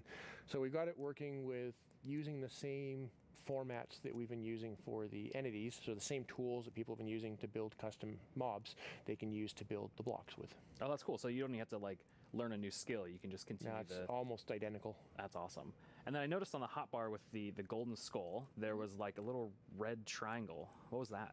Yes, it's a new feature that we're calling item lock. I don't know if you found yourself sometimes just going through some content and you have this special item and then you die and you lose it, or maybe you drop it accidentally. Now we've made it so that creators can actually lock something on your inventory, so that when you die or you press Q, it won't go away. That way you don't lose your mysterious golden skull to unlock the next stage. So nice. I was gonna say that makes it super easy, because I've definitely been in an adventure map and I lost the key on accident, and then I had to go and try and fix that. Yes. And then when you place the skull, there was a lot going on in the background. Like, there's three features to talk about right there. The first one is like we wanted to give more power to creators with cameras. And this one is just a small one where we just shake the screen. I don't know if you noticed that one. And then you can help players convey something like there's an earthquake going on, or maybe something is about to fall over you. So you can do that with this new tool. Or dinosaurs. Or dinosaurs. Get a dinosaur steps. Yes. The second one that we noticed there is structures. You can now place them using commands, whereas before you had to be using a structure block, which is more complicated and time consuming. Now you can do it much more easily. And as part of those commands, you can now animate the structure placement. For those that noticed, like the mountain was opening and that was just a structure animating. We provide a couple of effects. One is just like a 3D printing animation and the other one is layer by layer. And yeah, you can combine them to just achieve very cool effects. Yeah, I can see like creators, using those to add just another level of polish to their world. Exactly. Absolutely. And then I recognize those scorpions. Yeah, well, the desert theme, it felt appropriate to bring them back. They've always been one of my personal favorite custom mobs that I've ever built. Yeah, but after watching that video for so long, and ended up having a nightmare about having to rescue my mom from Really? some like aliens riding scorpions. It was creepy. I'm sorry, that was not the intention. It was creepy and funny. Yeah. Well, speaking of aliens, I know our team put together a really cool sci-fi parkour map that, they made you run through, Jason. Yeah, I'm pretty sure they knew this when they asked me to run through it, but I'm pretty awful at parkour. So it took a few tries to get a clean run through. But at the beginning here, it's a pretty typical sort of parkour map of running and jumping, but we definitely have some twists up ahead. And here's kind of the first one of, even I know I can't make that jump. So let's see what's in the chest. And we got a Sliminator. So I'm pretty sure you know what to do here. So now, hopefully, I will jump and be able to clear this gap. And please, yes. Make it up. So to get teleported to the next section, kind of make it along and see what next obstacle we have. So now I know the chests have useful things in them.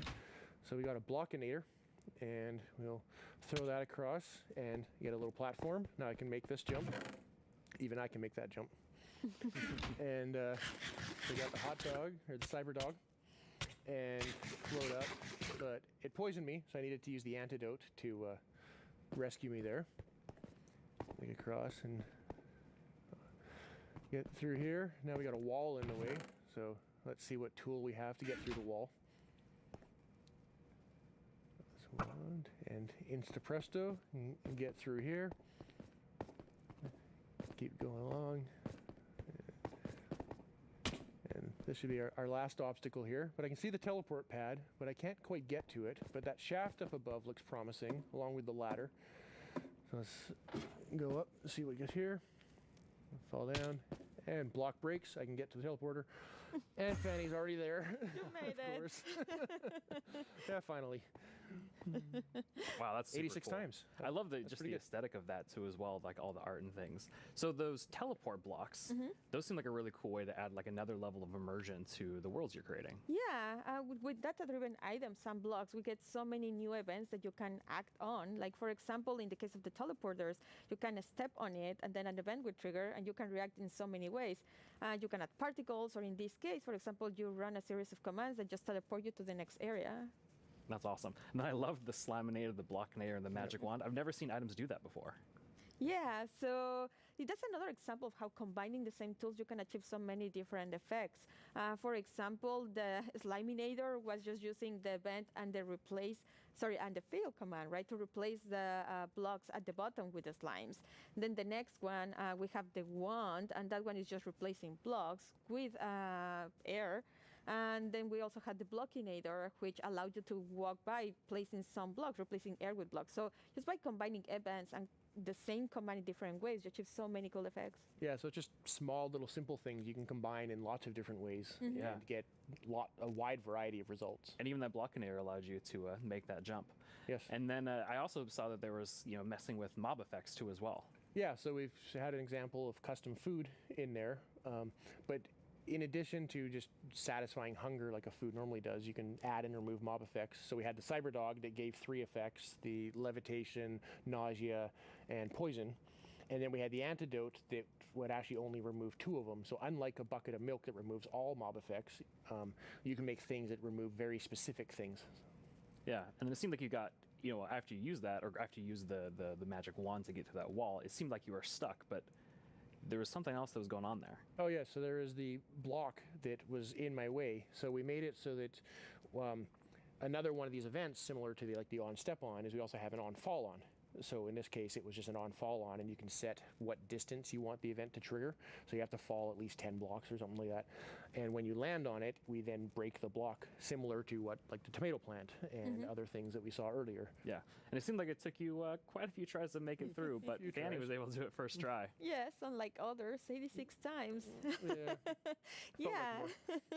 And one new feature that we have is that on raw text, you'll be able to show the names of the players that are of interest at that moment, and also show scores. Like in this case, we were tracking how many times Mayor was dying. Yeah. Well, thank you both for coming on to the stage and talking a little bit about these creator tools and new features that are coming out. And with these new features, there's going to be a pretty amazing new thing coming out later this year for all Minecraft players. Remember, GDL will not be held responsible in the event of a likely death.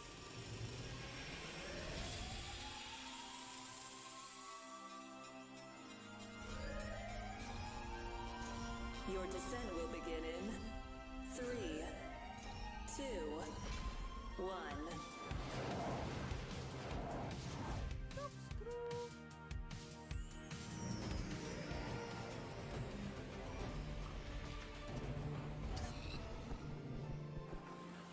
We know you've waited a long time for this update, and if you thought the first set of features for the caves were awesome, it's time for even more awesomeness.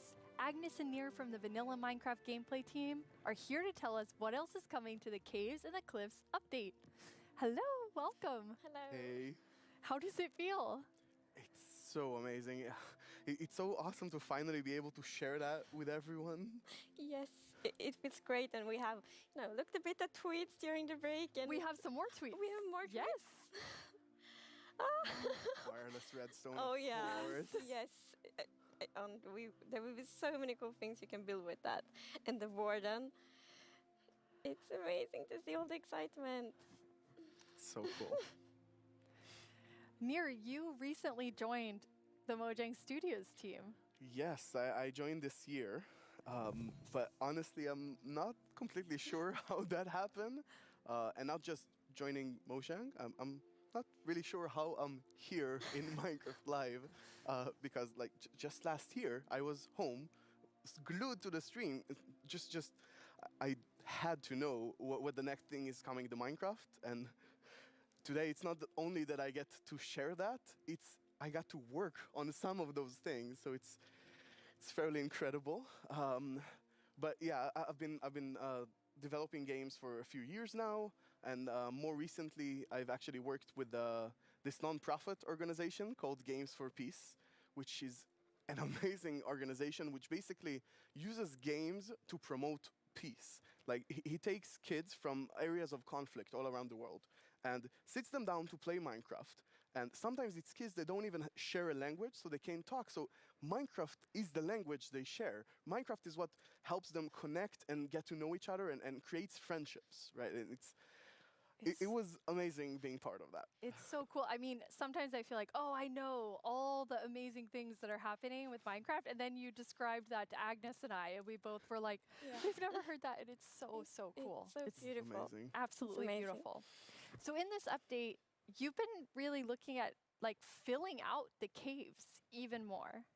Yes, so there are even more things to show. And in the things we showed so far, it's a lot about like improving the journey underground, but of course we also want to add like new things to find, like new resources, and one of them are crystals.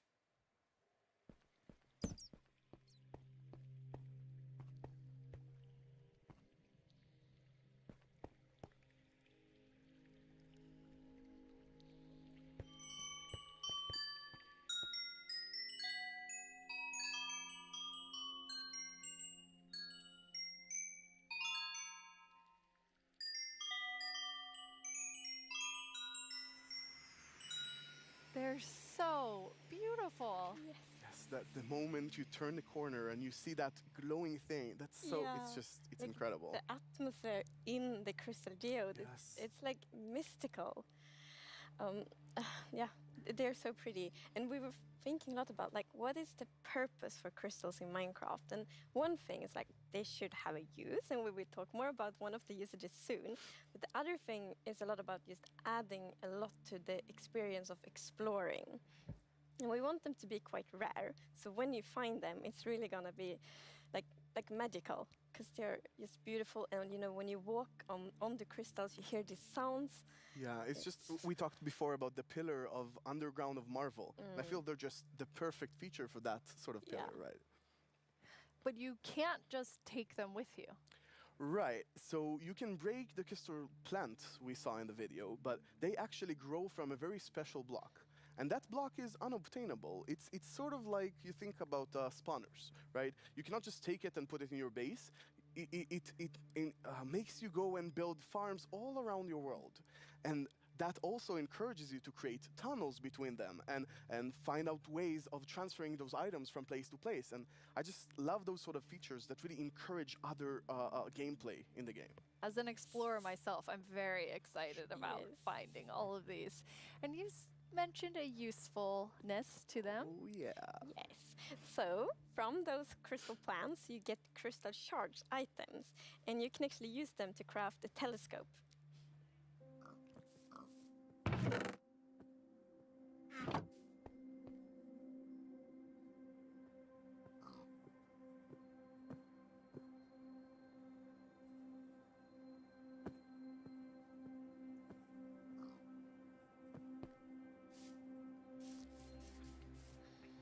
That is amazing.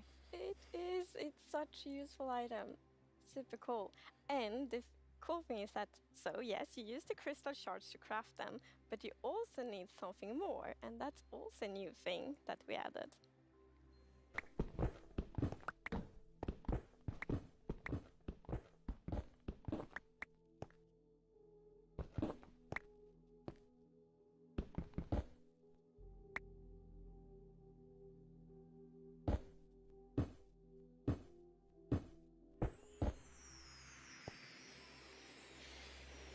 It's copper. That's amazing. Yes, it's new ore. And you saw the copper ore in the video. And a very interesting thing with the copper ore is that it generates in a different way. So normal ores often generate like an ore blob, but copper is different. So imagine that you are out mining and you see copper ore. So you're like, okay, I'm gonna mine the copper. And then you see some stone. It's like, they look a bit different. So you continue to mine. And then you find another copper ore. And you probably go like, okay, I think I found a copper vein. So we're actually adding ore veins to Minecraft. And like they really add so much to mining. It gets so interesting because it's kind of like following a trace when you mine. And they tie so well to the pillar we have about adding strategy to mining. Yeah. That's amazing. And you've personally wanted copper in the game since you maybe before you started? Yeah, you mentioned it once or twice. Well, maybe a few times. But yes, so I think I got inspired by the pretty copper roofs in Stockholm. And they are all green because we have so many like old buildings here. And we've actually added that mechanic to Minecraft as well. So you know, if you place a copper block, it will first be orange, but after a while, a pretty long time, it will turn green. And it's something, I think it's so cool, because it actually adds history to Minecraft. Because, for example, if you have a really old Minecraft world, then you can see on like a house and like, oh, the roof turned all green, and then you know that that house has been there for a really long time.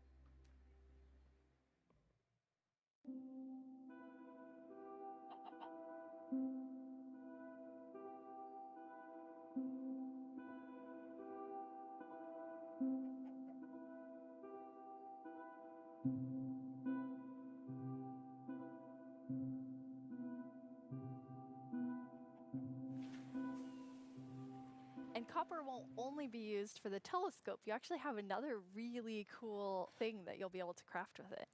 Yeah. So Jens talked a bit before about these design principles that we have in Minecraft. And one of them is that if something bad happens, the player either caused it or it has a way to sort of avoid it.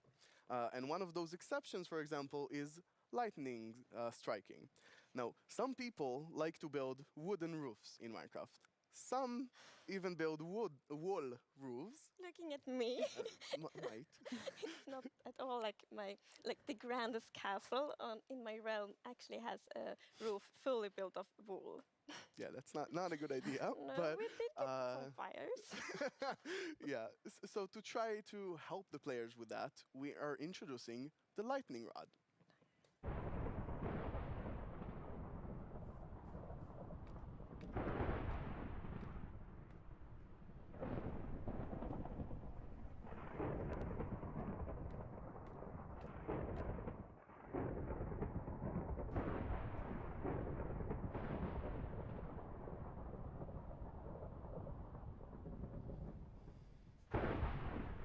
That is very useful for all the wool roofs out there.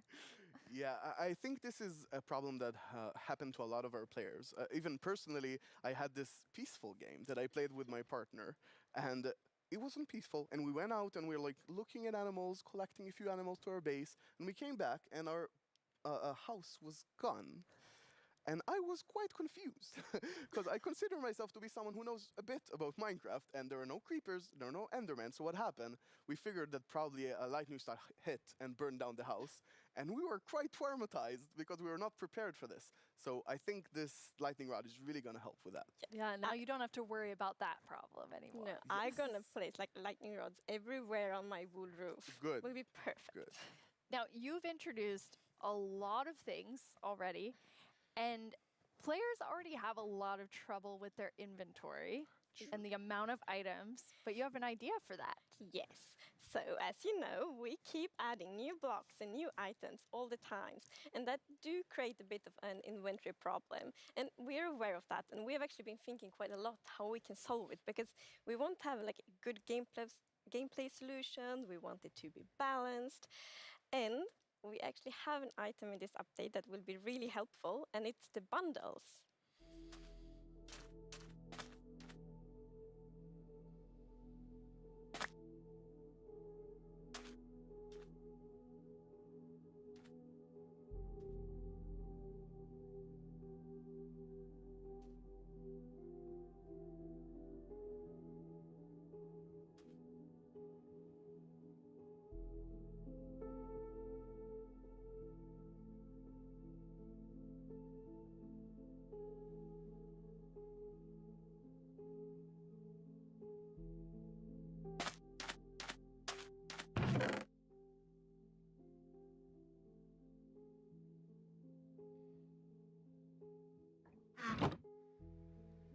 Bundles. Yeah, this is awesome. It's such an elegant solution as well, and I love it. I think we spend a lot of time talking about the inventory problem, and I think one of the biggest takeaways there was that this is not actually one problem. It's constructed from a lot of sub-problems. For example, hotbar management is one problem. Getting a lot of blocks for your huge build somewhere, that's like something the shulkers help with. But I think there is a third sub-problems where every time you leave your base to go exploring somewhere, your inventory keeps getting full of junk. Like, this lot just has 2 flowers. This lot has just 1 seed, right? And I think the bundles are really going to help with that problem. Yes. So the thing with the bundle is that you can place many different kinds of items in one bundle. So many different kinds of items in one inventory slot. So for example, I can take those 2 flowers and 1 seed and put them in one bundle. It's great. And you can kind of use them like presents too. Oh yes, I'm so excited about seeing what players do them in like shopping district, right? You can have the bundle of the day, which has a bunch of things with it, or you can have secret bundles where you have 3 of them in a chest, but you get a random one. I think it's really going to be cool. Yes, and for example, if your friend has a birthday, you can put like your prettiest item in the bundle because it looks like a gift wrapper, and then you can give it to your friend. That's so cool. We've talked so much today on the like really game design side, but how do you work on the art side? We actually have a very close collaboration with the art team, and it's great. So my job is basically to get an abstract idea and imagine how it would fit into the Minecraft universe and then start sketching it. So once my sketch is finished, I send everything to the 3D artist that it's gonna model it and animate it to make it alive. My job is to bring sketches to life and make them move in 3D space.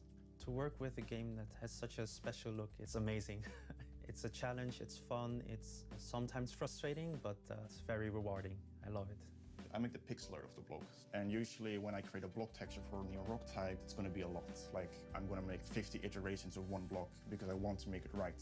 Every block is like a building block for people's imagination, right? So I try to like pour a lot of love in each block to make sure that people can create what they want. So I think my favorite thing about the Minecraft look is that it's very unexpected, very unconventional, and that's where like the special comes from.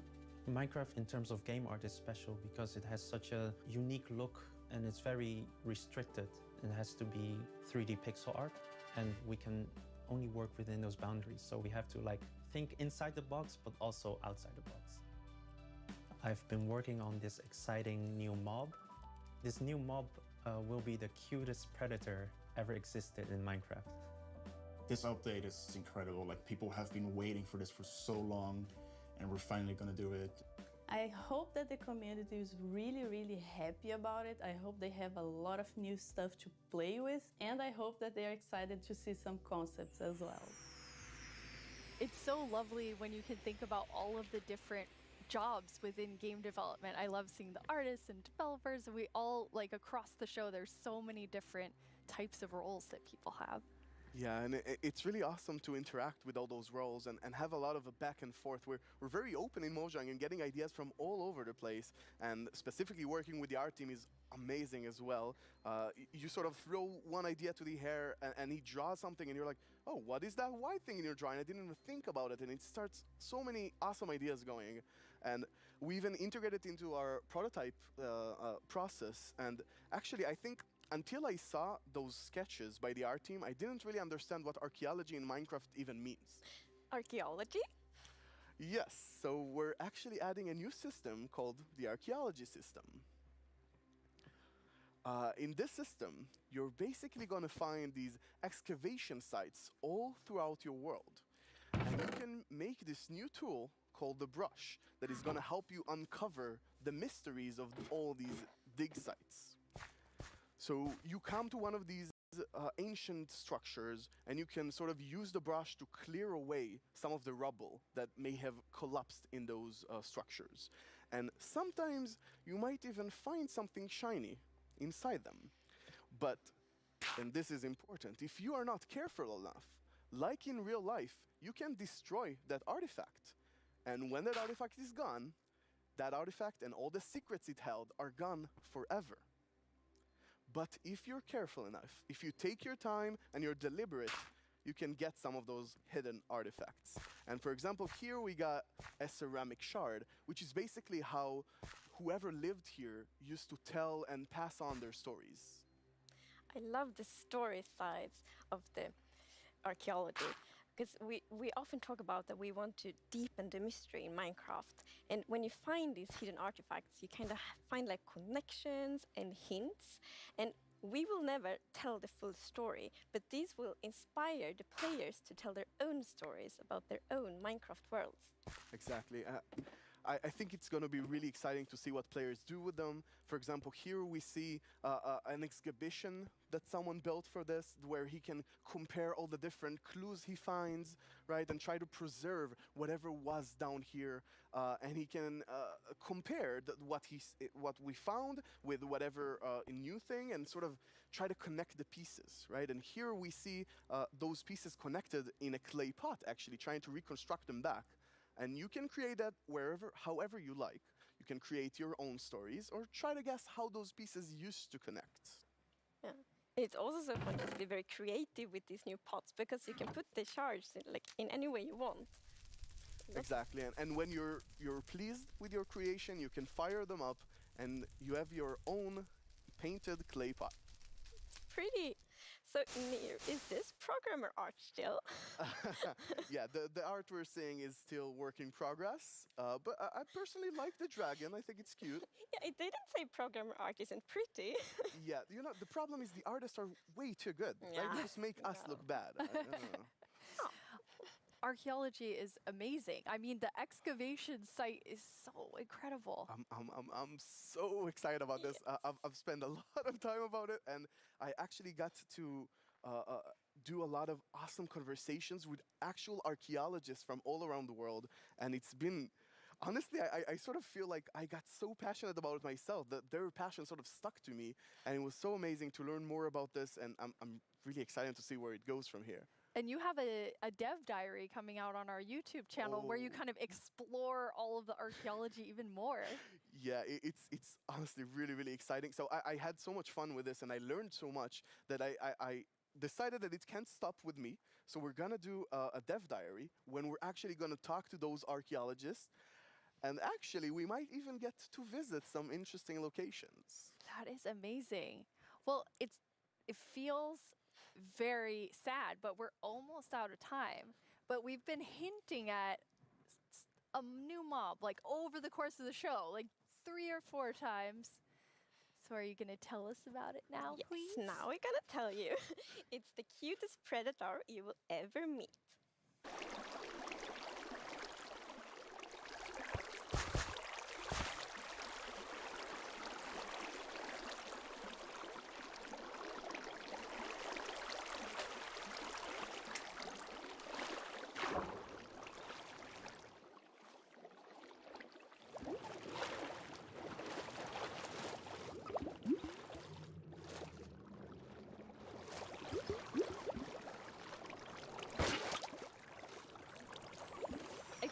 I feel like there's only one sound I can make after seeing that, which is like, It's so cute. So adorable. The axolotls. How did you decide on axolotls? So when we add a new mob to Minecraft, we really wanted to have like its own unique character. We wanted to have purpose, and it's also a very good thing if it happens to be ugly cute. And the axolotl is perfect. It has all of these things. Well, I guess on the ugly cuteness, it might be quite a big emphasis on the cute side, but still. And we actually had a brainstorm in the team. So we were like, okay, we're gonna add goats, but we want to add another animal. And then one of the developers posted like a big picture of an axolotl, and we all went like, yes. Yes, this It's right perfect. now. It's like the definition of ugly cute. It's like made for Minecraft. Perfect. And then we also found out that axolotls are endangered in the real world, and we think it's good to add endangered animals to Minecraft to create awareness around that. So that's also a good thing. Like with the bees. Yes, like with the bees last year, for example. But yeah, so the axolotls, as you saw in the video, they live in the lush caves, and they really add a lot of life to the lush caves. And there's also a bucket of axolotl. I didn't think it could get cuter. I know. But That is just so cute. I don't know how to handle it, but it's so cute. So when you're walking around in the lush caves and you see some axolotls, then you can actually scoop them up in your bucket and take them with you. So maybe you build like a pretty aquarium for them in your base, or maybe you bring them to your ocean adventure.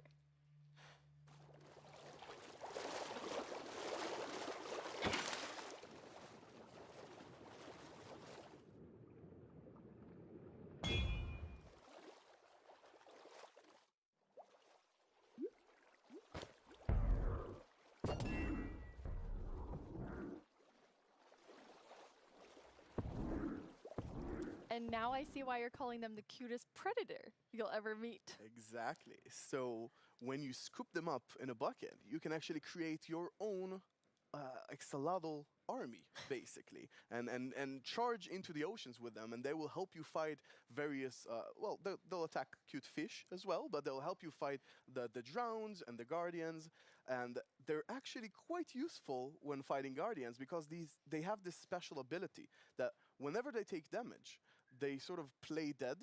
And when they're playing dead, no mob will actually attack them. So they have this time to regen back, help, and then jump back into the fight together with you. And if you learn how to cooperate with them really well, they might even heal you during the battle.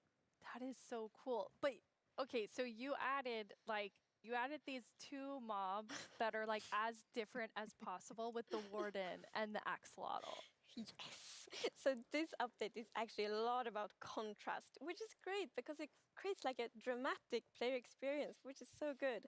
So we're like updating the highest heights of Minecraft with the mountains. We're updating like the deepest of the caves. We have this terrifying warden, the cutest axolotl, and also in the caves, like the lush caves are very light and welcoming, and then the deep dark is like super scary and challenging.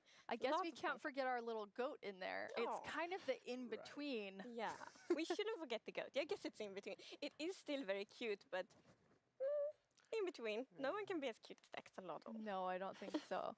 Before we tell everyone the winner of the mob vote, let's take a look back at some of the exciting things that we've talked about today.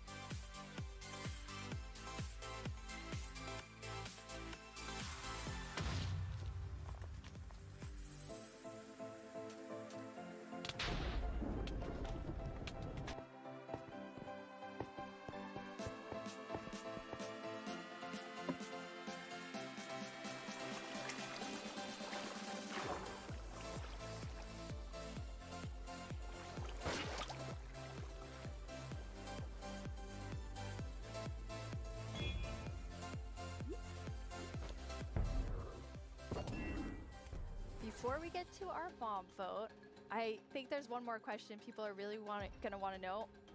When are we gonna get the caves and the cliffs update? It's a good question. So we plan to release it summer 2021. And this actually is really good. As I mentioned in the beginning of the show, we really want to have a lot of time to work together with the community to like gather feedback, see all the great ideas, because the community always have so many good ideas. So it feels good that we now have a lot of time to actually work together on this update. Amazing. And the community decided on a new mob that will enter the game. So which one of you gets to do the honors today? So I think Tiny Agnes has been a bit mean this year, so I think you should open it, Neil. You should announce the winner. Yes. Can I look first? Yeah. You're gonna know before everyone else. It's the glow squid! Wow. I guess everyone was mesmerized by the glow squid, not just the tiny ones. No, I wow. was really not expecting that. That is so awesome. Yes, like I didn't expect it at all, but it's great. And glow squids will look so cool in the caves. Like exactly. the atmosphere. They fit this update so well. Like it will be, imagine it's just all dark in the caves and then you see the glow squids swimming around. It will be so beautiful. Can they be friends with the axolotls? The axolotls are predators, so I'm not sure. The axolotls might actually attack them. Yeah. Oh no. We'll see. I'll talk to them. Think about it. Yes. We have committed to a lot of things, so I think we need to get work on all of the things that we've shown in the show. Yeah. For all of you watching, Minecraft wouldn't be what it is today without all of you. From all of us at Mojang Studios, thank you so much. Bye.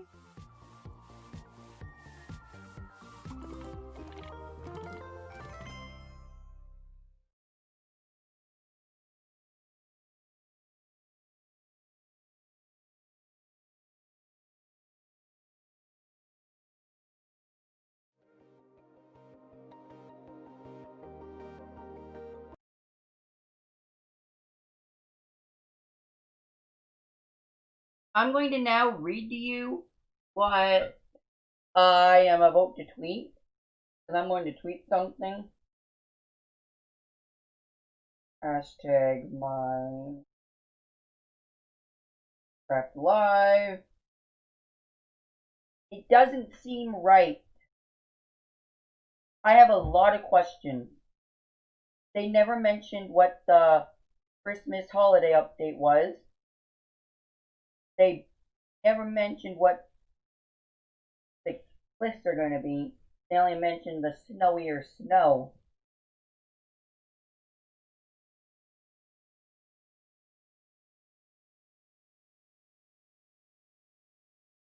So they didn't really tell us what we needed to know.